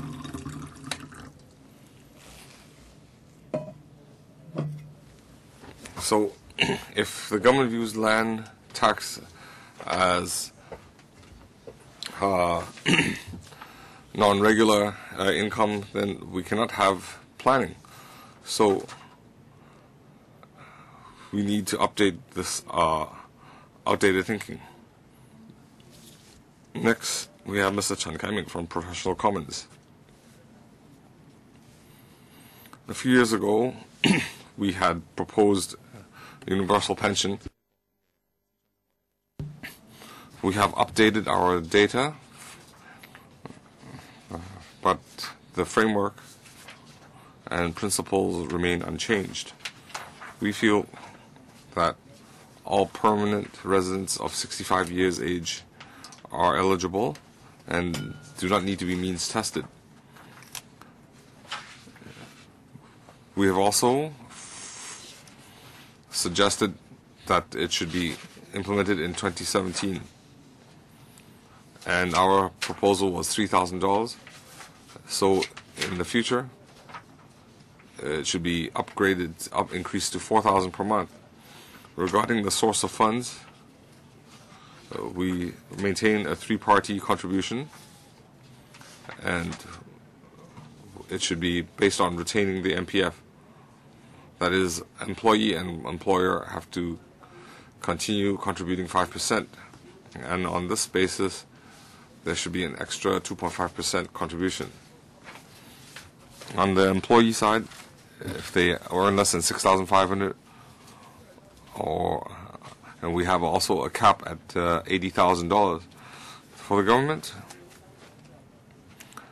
the CSSA payment and old age allowance, old age living allowance should be diverted to this universal pension fund to ensure financial health in 2017 when it starts. The government should inject $50 billion, and every 5 years hence the government should inject another $25 billion. That it should be inflation adjusted. So under this proposal, we find that the extra funding will come from the employers and employees. It will be 10.7, 10.6, and the government only pays an extra 1. So we are very focused on financial stability. After calculations, our projections indicate that they can still generate a surplus. The surplus will be some $590 billion. So compared to the government's funding, we only forecast 6 injections, and the total contribution is $210 billion. So we see the government funding and surplus are almost double in size. So it is very financially healthy. There was no extra burden.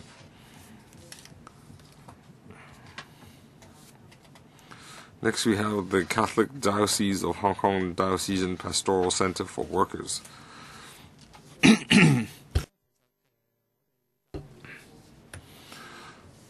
The church is very concerned about elderly retirement. I'd like to repeat the MPF offset mechanism. The frontline government outsource workers, they only earn minimum wage. And as you all know, that outsourced contracts are changed every 3 years. They are in the same job, but they will have to receive severance pay, and they will be laid off. They will be offset every 3 years. So you can imagine if they wish to retire, but the employer can offset the MPF contribution with the severance pay. I'm also concerned about the ratio of severance pay offsetting. We did some statistics, and the MPF that was offset with severance pay was some 23 billion. That is 1/3 of the 80 billion MPF payments. So 1/3 has been offset. Is that a lot? And if you consider that the business sectors, say if the offsetting mechanism was scrapped, a lot of people would be laid off, a lot of businesses would go bankrupt. But if you look at the figures, the offsetting ratio has been increasing, starting from the financial crisis in 2009, when there were a lot of layoffs. And recently, unemployment has been at a low, 3.1% recently. But long-term service and severance pay, why are these increasing? It just indicates that employers are abusing the offsetting mechanism. They don't need to go bankrupt. They just need to exercise a legal loophole or use a short-term contract and use the MPF as a buffer. They can maximize profits. The government needs to address this problem. And lastly, we'd like to say that we're a member of, I agree with Mr. Wan Siu-kin, this is a political issue. Last August 23rd, we had met with Mrs. Carrie Lam. She had verbally promised that the government would deal with universal pension in this term, but we don't have a timetable. There has been no promise to disclose Professor Nelson Chow's report. She also promised that she would continue to meet with Alliance for Universal Pension. Well, Mr. Matthew Chung has not attended this meeting, but you should follow up with our requests. You should continue consultation. Thank you very much. It is almost 12 o'clock, and a lot of speakers have not spoken. I'll extend another 15 minutes. After hearing from you, we would also like to hear from officials. So I'll have to exercise time control for 3 minutes. Next we have Hong Kong Federation of Women's Center. Just now we heard that the government is aware that by 2039, 45% of the population will be elderly, and women will live to 90, and men will live to 83. So we see that aging affects women more. And Professor Nelson Chow's team says he will conduct in-depth studies in 4 areas, but it lacks a gender focus. Women are neglected. He's only looking at the 3 pillars: MPF, personal savings, old age allowance, old age living allowance, and so on. So there are a lot of problems with these 3 pillars. Just now, the deputations said MPF is eating into savings. It's not sufficient, and the MPF is very narrow. it cannot cover the jobless. So housewives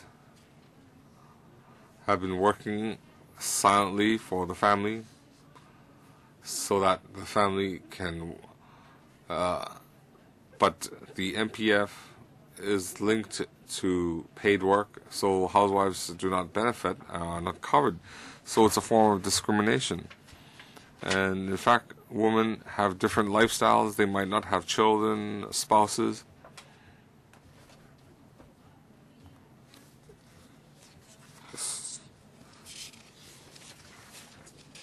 So aside from housewives, there are tens of thousands of domestic helpers that are excluded from MPF. So in the three pillars, aside from MPF, there are personal savings. But for grassroots workers, they are living from hand to mouth.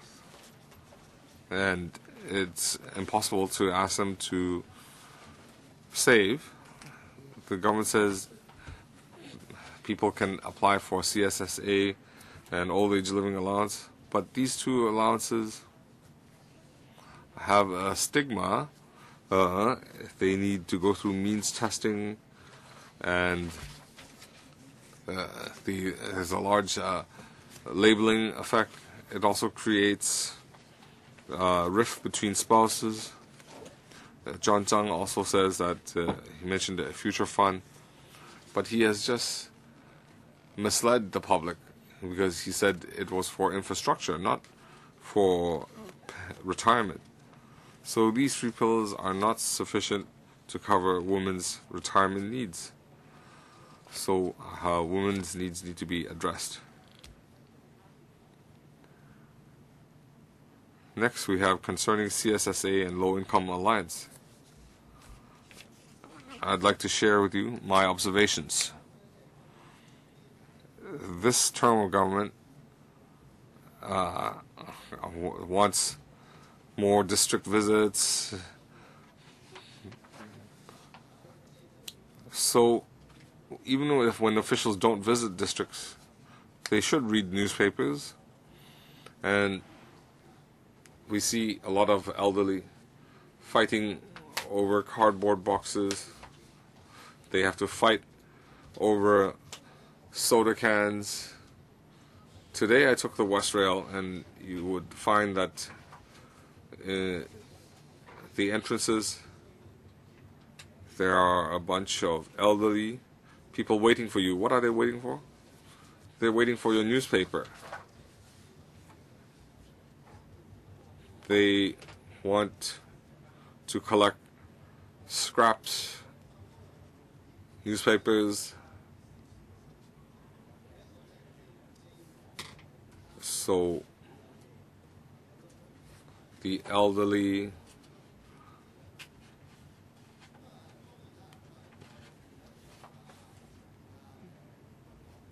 the government says they are concerned about the public, the elderly.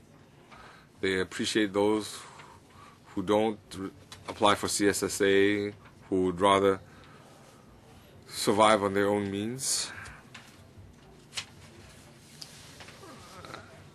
Well, if the officials talk about the Lion Rock spirit,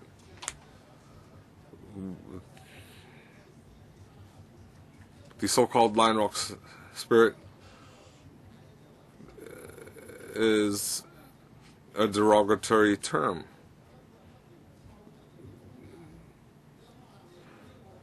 The elderly present here, they have worked hard, contributed to Hong Kong society, and yet they have nothing to show for it. So the government says we need to help the most needy. Then why is there competition amongst the needy? Or so we've talked about universal pension for decades. We have a simple request. When will the government implement universal pension? When can they come up with a timetable? And I'd also like to say that the government should review the social security system. We need to live in dignity. Mr. Lee, can you tell me, is Mr. Zhang next to you not here yet? Thank you. Now back to this side. Hong Kong Women Workers Association, Ms. Ng Chek Ling. Thank you. I'm very disappointed today. Not just about the absence of Matthew General Secretary, but also the fact that we have been here many times to talk about universal protection, but still we have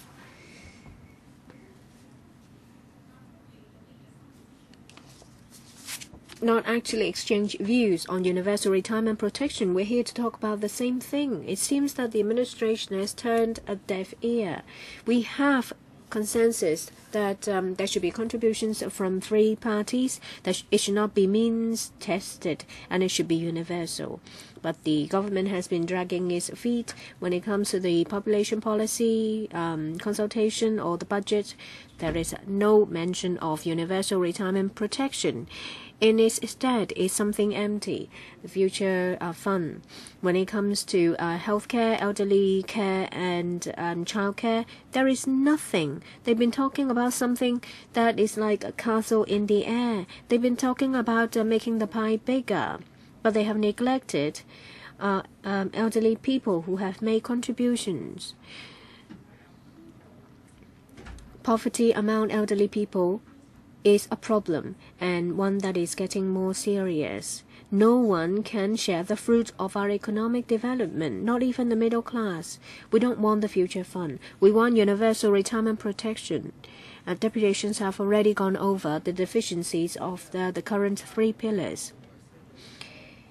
Casual workers, women casual workers, housewives are not covered. It's very difficult for their retirement lives to be protected under the social security system, MPF, or savings. The FS talks about a structural deficit and burden on our future generation. But what about people who have worked very hard, who have greatly contributed to our society? You have stigmatized them, stuck a very bad label on our elderly people. It's not our elderly that have got a problem. It's the government that has got a problem, because they've been talking about the 3 pillars, relying on your own savings and tax. The government plays no role. We asked the administration to show the responsibility to set up universal retirement protection with contributions from employers and employees. This will be sustainable, and in this way everyone will be responsible. You see that profitable organizations should fulfill their corporate social responsibility. They should pay more in profits tax towards it. The study of Nelson Chow. We want to know what he has studied, what are his findings, and what the government will do to follow up. We want a roadmap, we want a timetable. We can't wait anymore. I don't want another public hearing with us coming here to say exactly the same thing. You have to listen to our views on the various proposals. Next is Concerned Group for Women's Rights, Ms. Hui Guk Hong. Ms. Hui, we see that the government is dragging its feet on universal retirement protection. They have neglected the contributions made by women. This is a vicious circle. The 3 pillars cannot stand. Social security system, MPF, and savings do not cover home carers who work round the clock. We don't have a vacation leave. We don't have MPF. We don't have benefits. If you ask us to save, we don't have enough to save. There is no protection for casual workers, none for carers. there may be some supplements or subsidies, but after paying all the administrative fees, there is nothing left. And over the years, the benefit I receive is only increased by 300 only. A lot of women are working on a casual basis with a very low pay. After paying the daily expenses, there is nothing left for savings.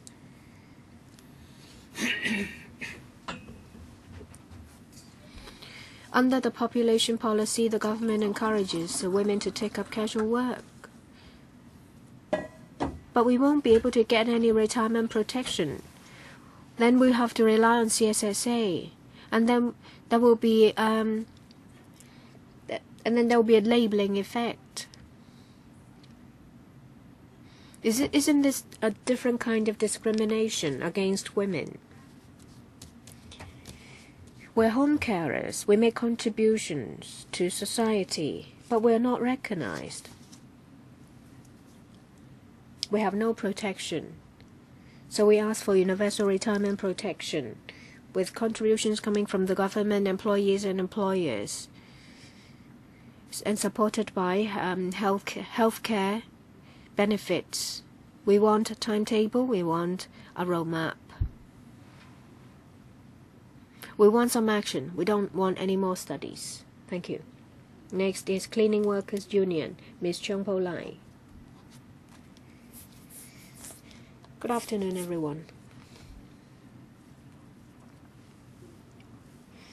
Test the mic, please. Yes, you're coming through. Sorry, it's my first time.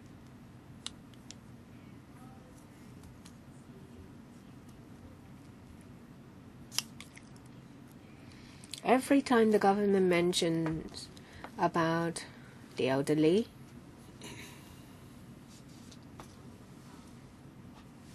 they mention about an aging population, deficit, financial burden, and burden on the future generation. It really hurts us. It really hurts us to hear that. The elderly people have made contributions, great contributions to our society. And in the end, the government see them only as a burden and a problem. I take this opportunity to tell you, the government, elderly people is not a problem. The government not taking up retirement protection to take care of our elderly people is a problem. The government not being able to take care of our elderly people is a problem. Please do not shift your responsibility and blame our elderly. Don't kick the ladder after you've climbed up the wall.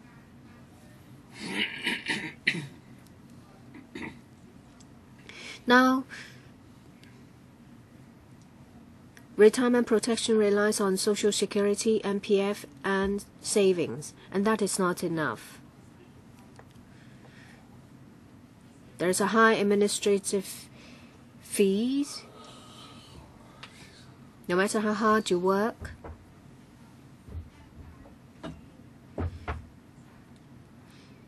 when you're laid off, your contribution in the MPF is offset. For us cleaning workers, that there will be a fresh tender once every 2 years. So every 2 years, our contribution, the money in the MPF is offset. So we don't have enough for our retirement.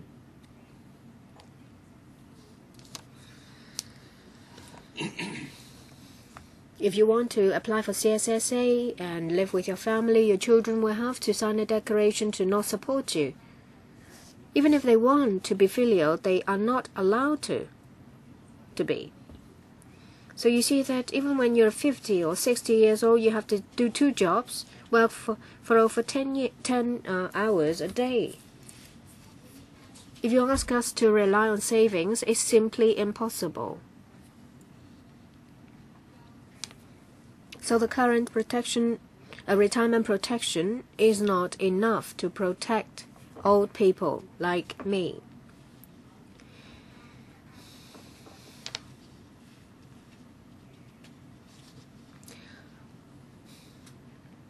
The administration has forgotten about us. They have not said anything about caring for us. No healthcare support, no community care support. They just promote a silver hair market. Please speed up.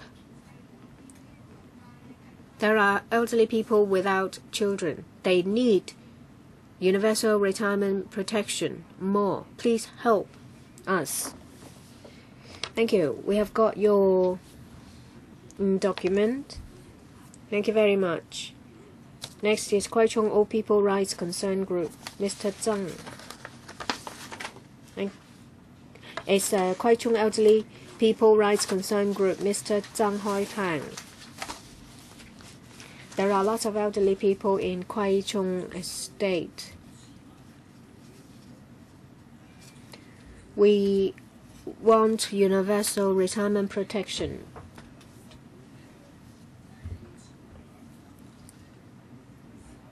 I'm very disappointed. The secretary is not here. I'm very disappointed. I hope the government, the secretary will come personally to listen to us. A lot of people have talked about universal retirement protection. I agree with them. I agree with them when they talk about the current system and its problems. I hope that people will be more concerned with us elderly people.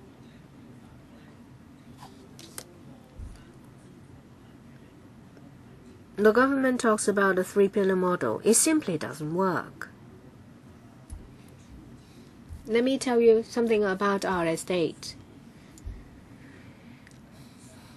A lot of people receive OAA.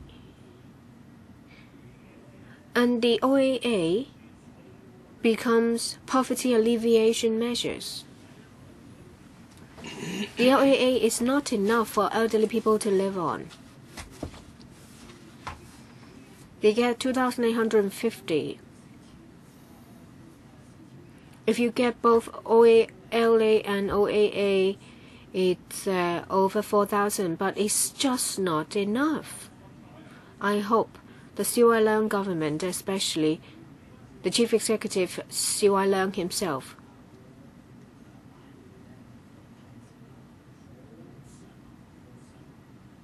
will know how disappointed we are with only an additional $2,000. You have to do something about this problem. I think the OAA and the OALA is a poverty alleviation measure. I am very disappointed in the CY Leung government. I hope CY Leung government can hear us old people. OAA is not enough for us to live on.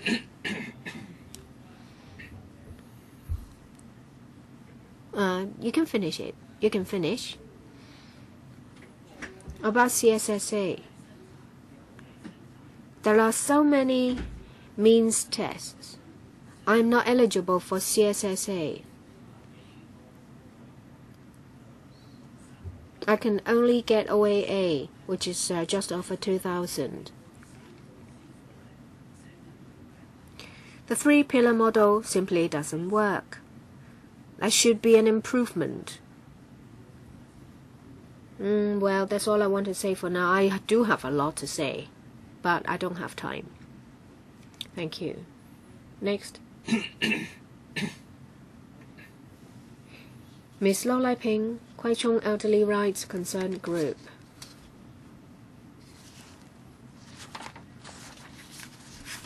I want to tell you what I think.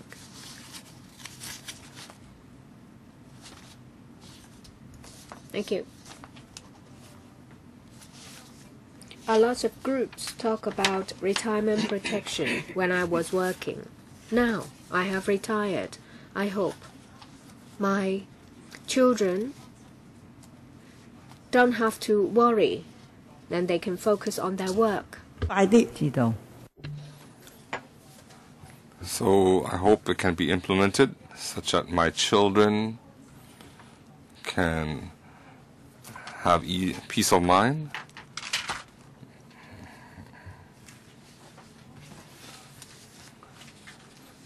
Universal pension could set our minds at ease. We don't want to wait.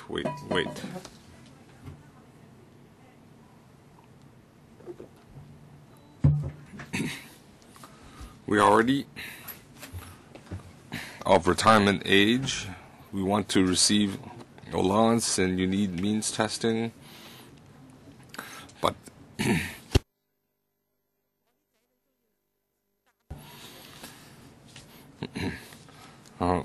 MPF is a huge burden on my children. They have their own children.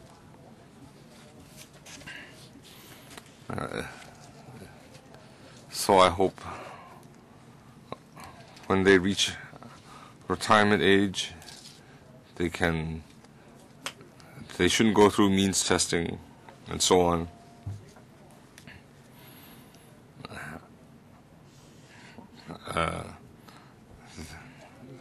So I suggest the government implement pension and inject funds into the seed fund.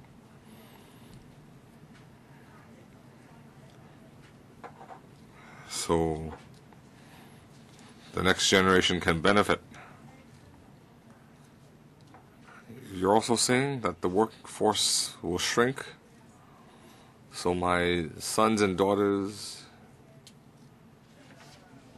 they are worried about their own retirement.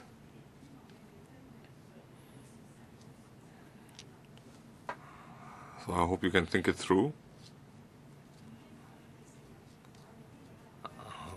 Because we don't want to be a burden.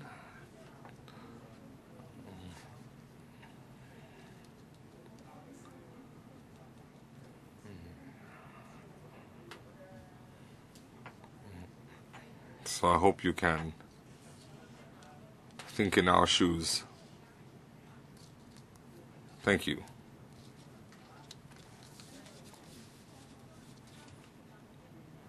Yes, everybody will age.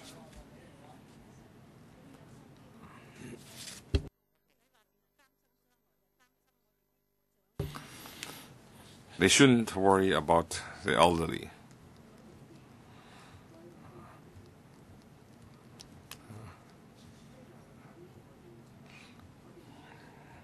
Will extend till 12:45. Legislators can ask questions and the officials can respond.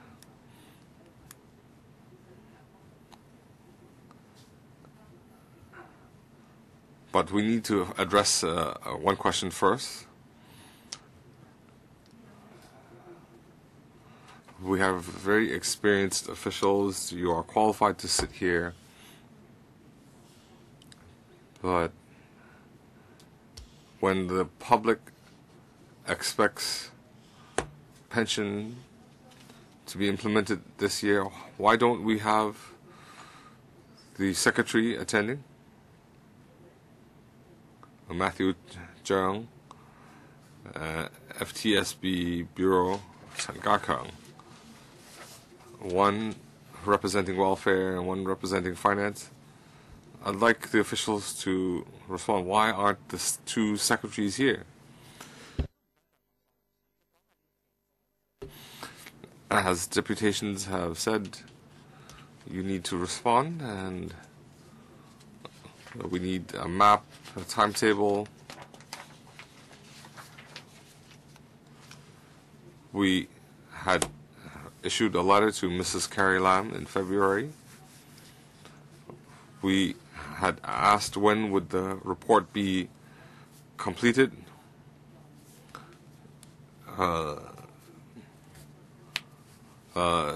The response was that the report should be completed by the middle of the year. We know that Professor Nelson Chow will submit his report in May. So we feel when the report is submitted to the relevant follow-up group, it should also be submitted to us. But Mrs. Carrie Lam did not say that. She says that the government will decide on whether to disclose the contents of the report. So, as you said, we need a map and timetable. So, the Vice Chairman and I would like to set up a meeting with the government, but I'd like to tell you it's difficult to meet with Professor Nelson Chow, and we might have to meet in camera. We want to urge him to work quicker. So I just want to respond to your map and timetable question.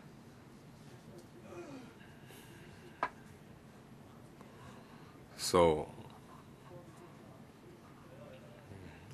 this is my response to your questions, and I now defer to the officials.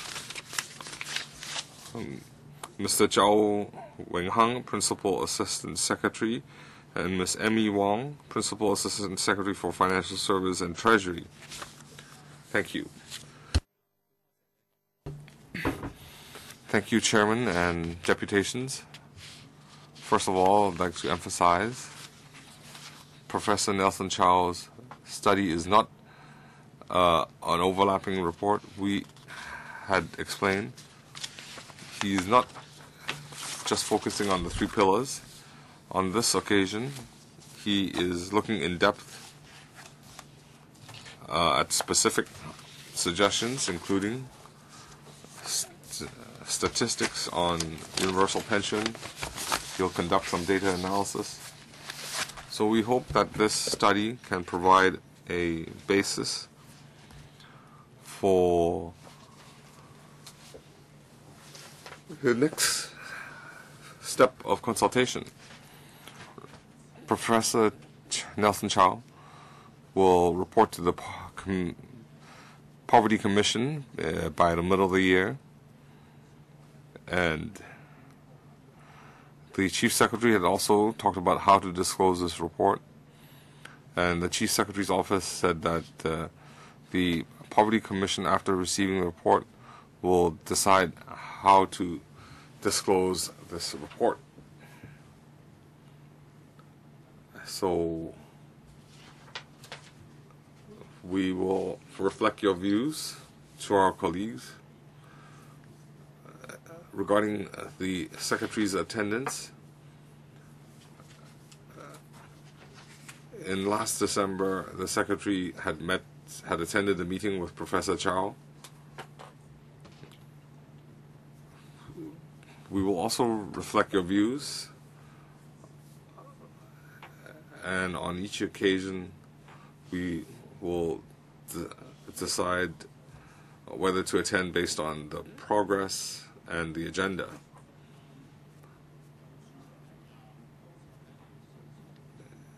At the beginning of the meeting, regarding old age living allowance, I'd like to clarify.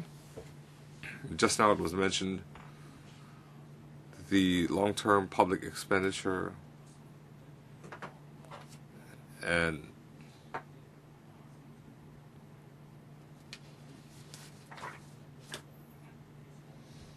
there are some differences in the figures. In the Finance Committee paper, we mentioned an extra expenditure, not just an expenditure of 30 billion. In the long-term financial report, the 30 billion mentioned, it's not just old age living allowance. It also, so the two therefore are different. Just now, some people mentioned the CSSA and old age living allowance means testing. Well, the old age living allowance does not require the children's income and asset information. They just need the elderly's asset and income information. We don't even include the children's allowance. So after implementing the old age living allowance, we have more than 420,000 receiving a monthly allowance of 2,200. So as an interim measure, we hope that this can alleviate some pressure of the needy elderly. And in this year's policy address, we will review the implementation of the old age living allowance.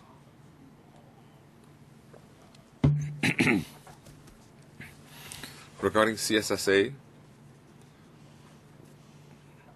we considered that the family unit being a foundation of Chinese society, and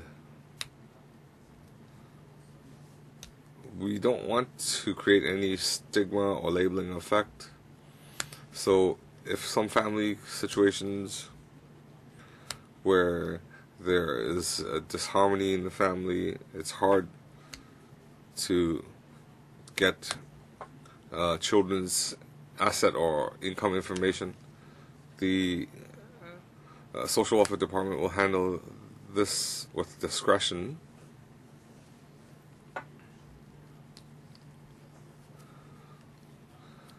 Just now, the Civic Party also mentioned that could CSSA be adjusted annually?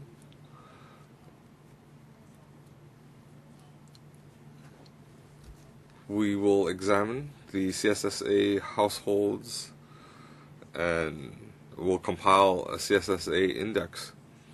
And this year we increased it 4.1% to be implemented on 1st of February. That's an annual exercise, and we hope that the CSSA can catch up with inflation. Just now, different people mentioned whether we will refine CSSA. Actually, the policy address mentioned there are some improvement measures, cross-generation poverty. So, university students can receive rent allowance, and will also have allowances for primary and secondary school students. Just now I also referred to the working poor. In this year's policy address, we will implement a working poor allowance. We'll examine family composition needs, especially children at school, and they will receive different levels of subsidies. Aside from encouraging them to be self-sufficient, we also want to alleviate cross-generation poverty. So we're not waiting for a study before handling these issues. Last year and this year, will continue to examine short, mid-term, long-term measures. So that would conclude my response. You haven't answered as to why the Secretary is not here today.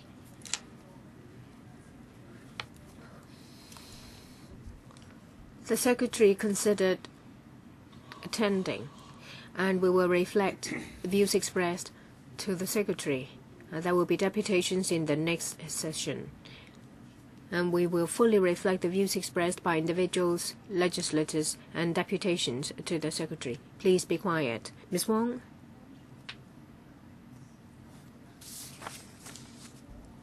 The deputations have spoken on the MPF system, that is return, the fees, and the offsetting mechanism, coverage, the fact that housewives are not covered by the MPF, and I'd like to give a reply in relation to fees.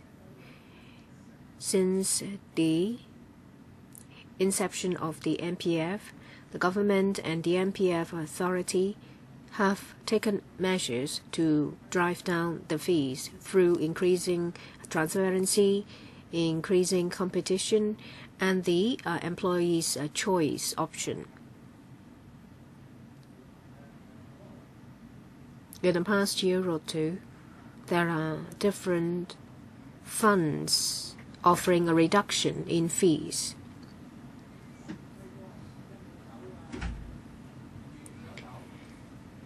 There is a lead time, and it will be reflected in the next statement.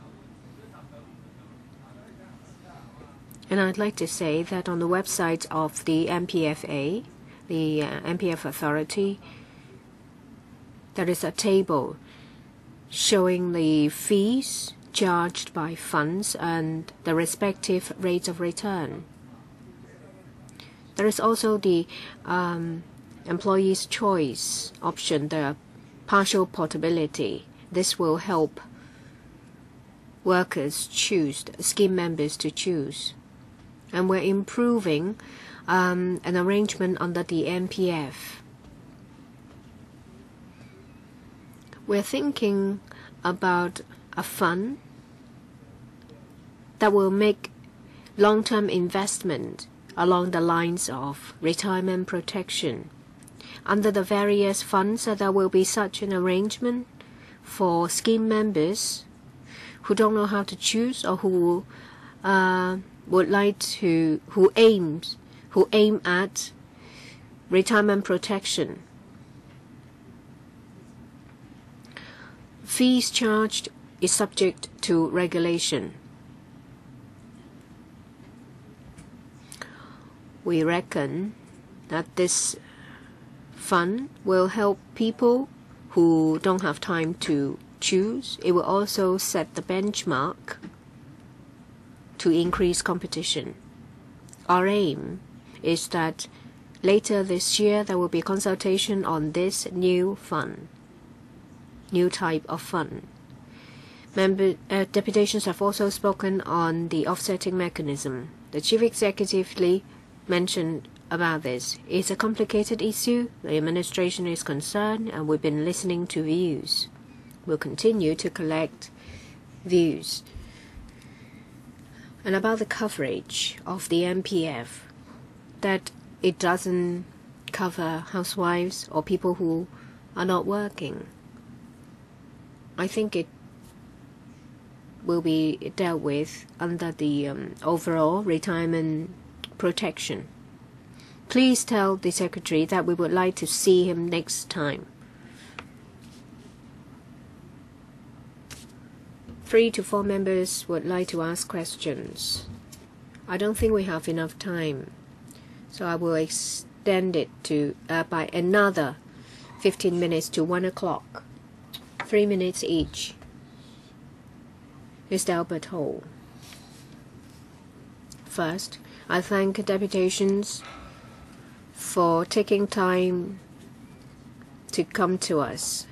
And we've met with some of you many times. I really appreciate your work and all the efforts you've put in over the years. I think you come prepared. Well, you don't see the secretary, so you see how sincere the administration is. And you also see from the reply from the two government officials that they are nothing to do with the issue at hand. You ask for universal retirement protection. You express the importance of this system and some issues in principle, but they talk about the study of Nelson Chow to buy time. They say that, well, let's explore it further when Nelson Chow's report comes out. So they don't want to discuss it at all. So I think the answers from officials are beside the point. We talk about retirement protection, you talk about low-income supplement. And deputations have already said that this is not poverty alleviation, it's about a universal retirement protection covering everyone. Then you talk about supplement to elderly people. And the FSTB talked about improvement of MPF. But we have already said that a lot of people are not covered by the MPF. I don't think the officials have come prepared, and they are not sincere in answering the requests from the community. I want to say that it's important to have universal retirement protection. This is a major policy. It involves a redistribution of interests, and of course there will be huge resistance. With this chief executive returned from a small circle, don't expect him to have the determination to introduce such a significant social reform. That's why 2017 universal suffrage for chief executive is important. We need universal suffrage to give mandate to our future chief executive. Without that, if our chief executive is returned by a small circle, I'm afraid that universal retirement protection is only a castle in the air. So you have to fight for universal suffrage for the CE in 2017. Mr. Peter Jung.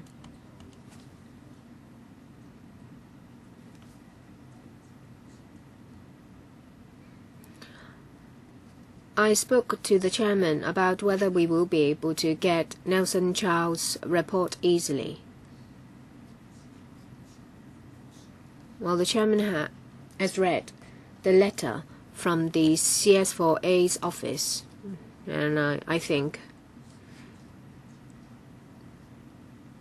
there is great reservation when it comes to obtaining the report, and we consider asking Professor Nelson Chow to join us in the closed-door meeting. Still, I think that that will be difficult too. I have a question for the administration. Last time,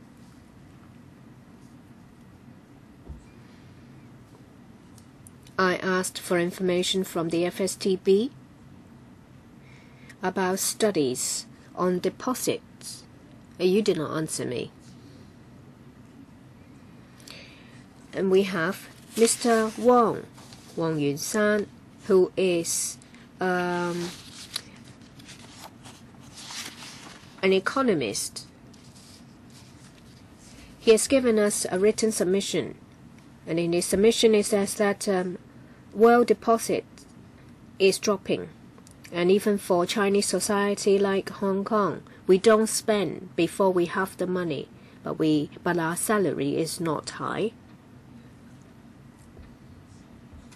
and a lot of youngsters spend what they have, so there is not enough savings for their retirement. The Assistant Secretary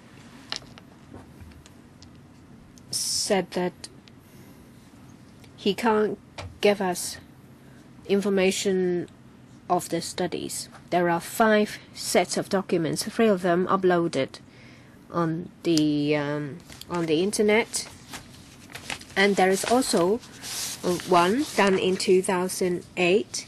It's about the study on the 3-pillar model. You said that is outdated, but still we want to know about the information. The study is on the 3-pillar model. It may be 5 years ago, but I think the information basically is the same. We want to know about your view on the principle. Talk to the CPU. Ask them to make available this study.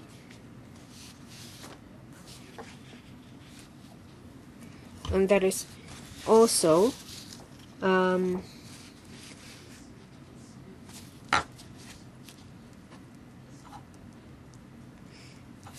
household survey paper number 1494/12-13-01 is uploaded onto the electrical website, but we can't find information on the study on the 3-pillar model. Please try to get the CPU to make it public. Last, Mr. Leung Kwok Hong, I'm surprised to hear from Mr. Chow that the Secretary has considered coming. You may as well say, I think it would be better for you to say that he forgot to come, because you told us that he has considered coming but decided not to. So what went through his mind? You considered but decided not to come. I think you are just putting him in a very difficult position. I give you another chance. Is it because he didn't know? Where is he now? Where is he today? What is more important than the surface target? What is more important than this? What can be more important than this? Where is he? Is he in Shanghai? It's really puzzling. I know that he doesn't listen. You have kicked the ball into the court of Professor Nelson Chow. I think it was during the time when I filibustered. You asked Professor Nelson Chow to conduct the study. It was March last year.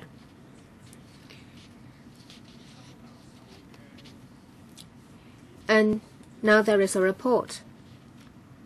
If his conclusion is to launch a universal retirement protection, what do you suppose John Zhang will do? Because he's already said that there should be a future fund.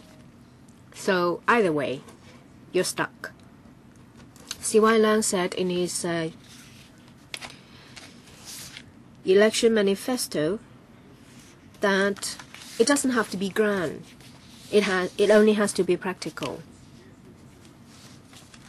But the person controlling the money is not here, and the secretary is not here either. C.Y. Leung talks about setting up of a fund for the elderly. It was in his election manifesto, but where is it now? It was in his election manifesto. Now we have a future fund, which specifically said that our elderly will not be taken care of because this fund is used for white elephant projects, infrastructural projects. So I ask you, where is C.Y. Leung's elderly fund? Down the drain?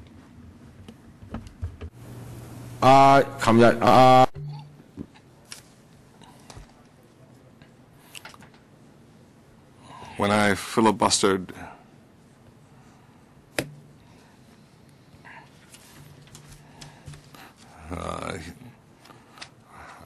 well, universal pension is his pledge. So where is the fund? Time's up. Can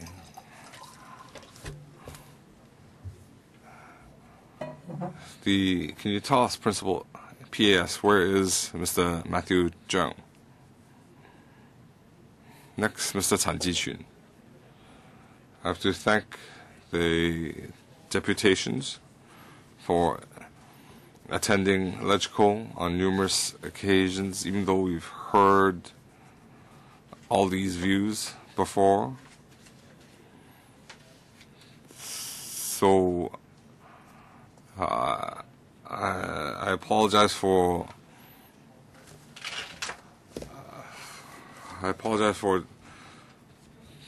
disturbing everybody by asking them to attend. Well, even if Matthew Chung was here, he would say he needed to do studies. So even before Professor Nelson Charles' study, a lot of experts have said we have the resources to provide universal pension. You didn't do it when the conditions were ripe, and now we have John Zhang's dire warnings that our funds would be depleted in 7 years. So everybody has talked about three-party contributions.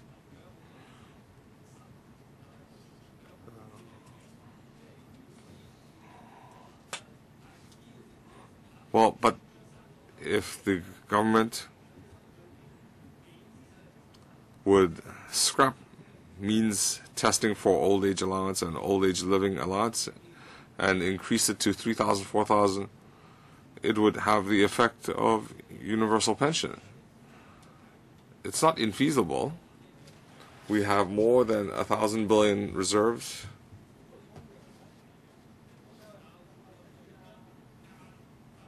Just add the old age allowance to 3,000, 3,500.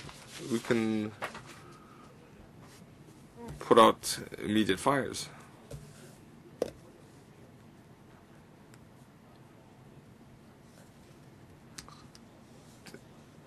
Let me finish. I need to ask the government. I don't want false expectations. We're expecting Professor Charles' report. So can the PAS tell us, even if we have Professor Charles' report recommending universal pension, he would just say it's for reference only. He would not implement it. Could you clarify that for us?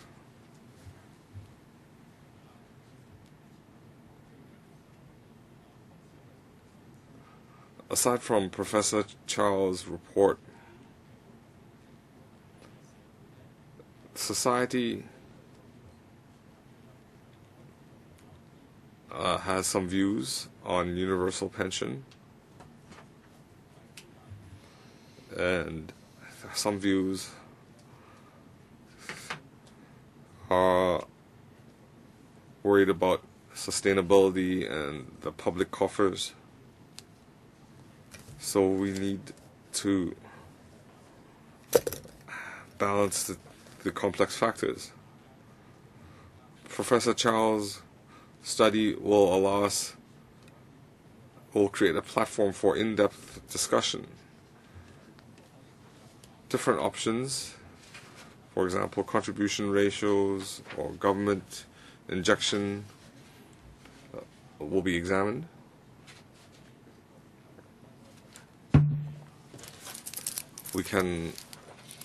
We want to examine the retirement payout for different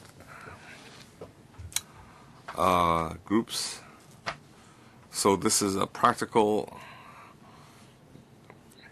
consideration. Regarding the Secretary's attendance,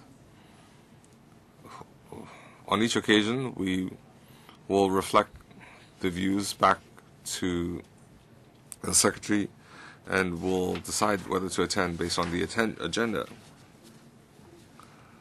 Well, this is an important issue. We need the Secretary's attendance. We have a lot of elderly with expectations, so you should notify the Secretary.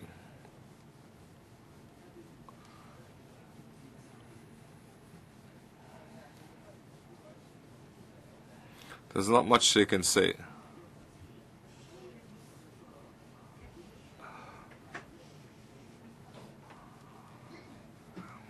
The first suggestion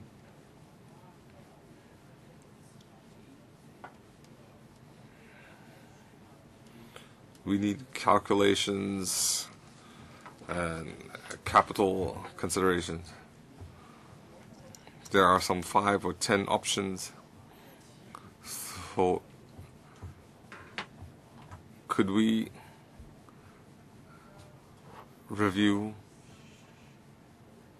deputations with specific suggestions? Can we examine their calculations, some options? We'll talk about deploying funds from MPF, and FTU also talked about using the land fund. There are different options. Not all use money from the Treasury. The government's option is using the Treasury funds, applying for CSSA, applying for old age living allowance. This is the Treasury fund. Well, you've worked till 65, and you need to apply for a subsidy. That's there's a labeling effect, and people want to avoid that. We also want sustainable programs, including pension and welfare. So that's why we looked at financing options. So the more you neglect this issue, then it will have to be underwritten by the government. So why do you insist on the government footing the bill? In the Manpower Bureau and Economic Development Panel, you talked about the offsetting MPF. So a worker earning $5,000, and when he retires at 65, there will be $590,000, and the average return is 5.5%. Well, 10 years ago, a Big Mac meal cost different than today. And the second point, MPF was set up in 2000. So even if your forecast was accurate, that it will only take effect in 2045. But our peak in our old age peak will occur around 2030. It cannot meet the old age peak.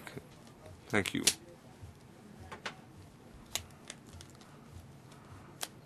Next we have, it's my turn. Why are we not interested in submitting options? It's because we've had numerous discussions. We've met numerous times.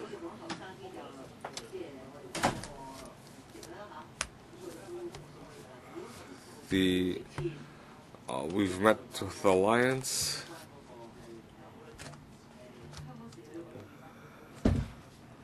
The Social Security group. We've met more than 20 years.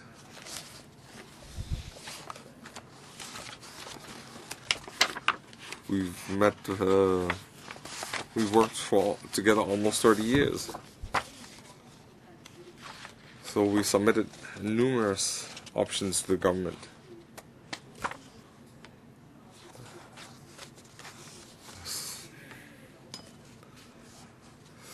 So all of us, including those who have not attended, they have raised this issue.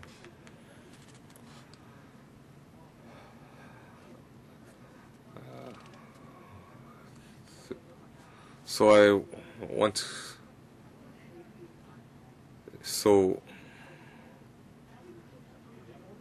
we've already moved on to the next level. We don't want to talk about options. Do you have the intention of doing universal pension?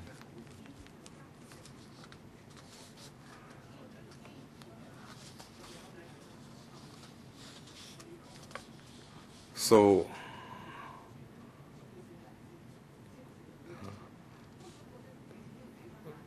you need to be aware that everybody has an open attitude, but the government has a closed mentality. So can you reflect our views accurately to the two secretaries? If you want to rule over Hong Kong in harmony, you need to resolve this issue.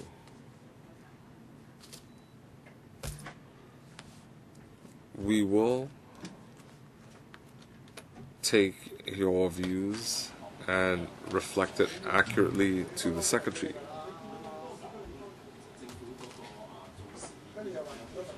The government attaches importance to this topic through the Poverty Commission and the task force. We have met with different organizations. We looked at the details, and we're now doing actuarial work, which will take time. We're not stalling. As to public disclosure, the Poverty Commission will consider how to disclose that appropriately. Let me respond to the actuarial question. I don't have the paper on hand, but if I remember correctly, the 590,000 in our calculations, we assume the salary did not change. So the actual situation might be different, but we would like to simulate real conditions. Legislators referred to MPF being implemented for 10 plus years. So people who retire in the coming 10, 20 years, they cannot accumulate that sum. So the government has considered that in its plans.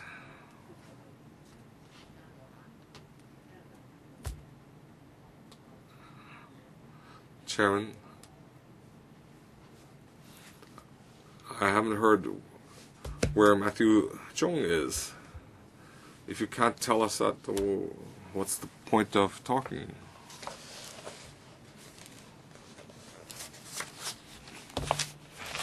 If you can't tell us where Matthew Chung is,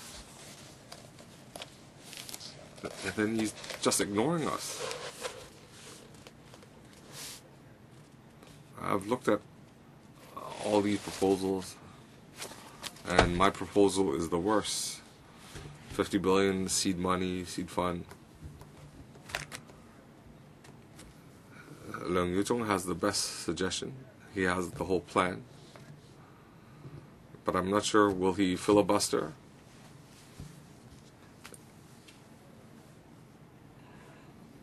You're not just bullying them. You're bullying them into not filibustering.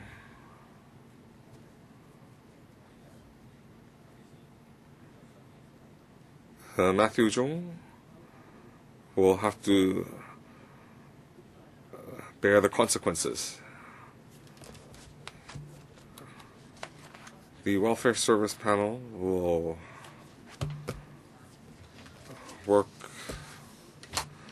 will spare no expense. We'll meet with Professor Chow if possible. It will be helpful for our meeting in May. Okay, thank you. And I hope that the two officials can reflect their views to the Secretary.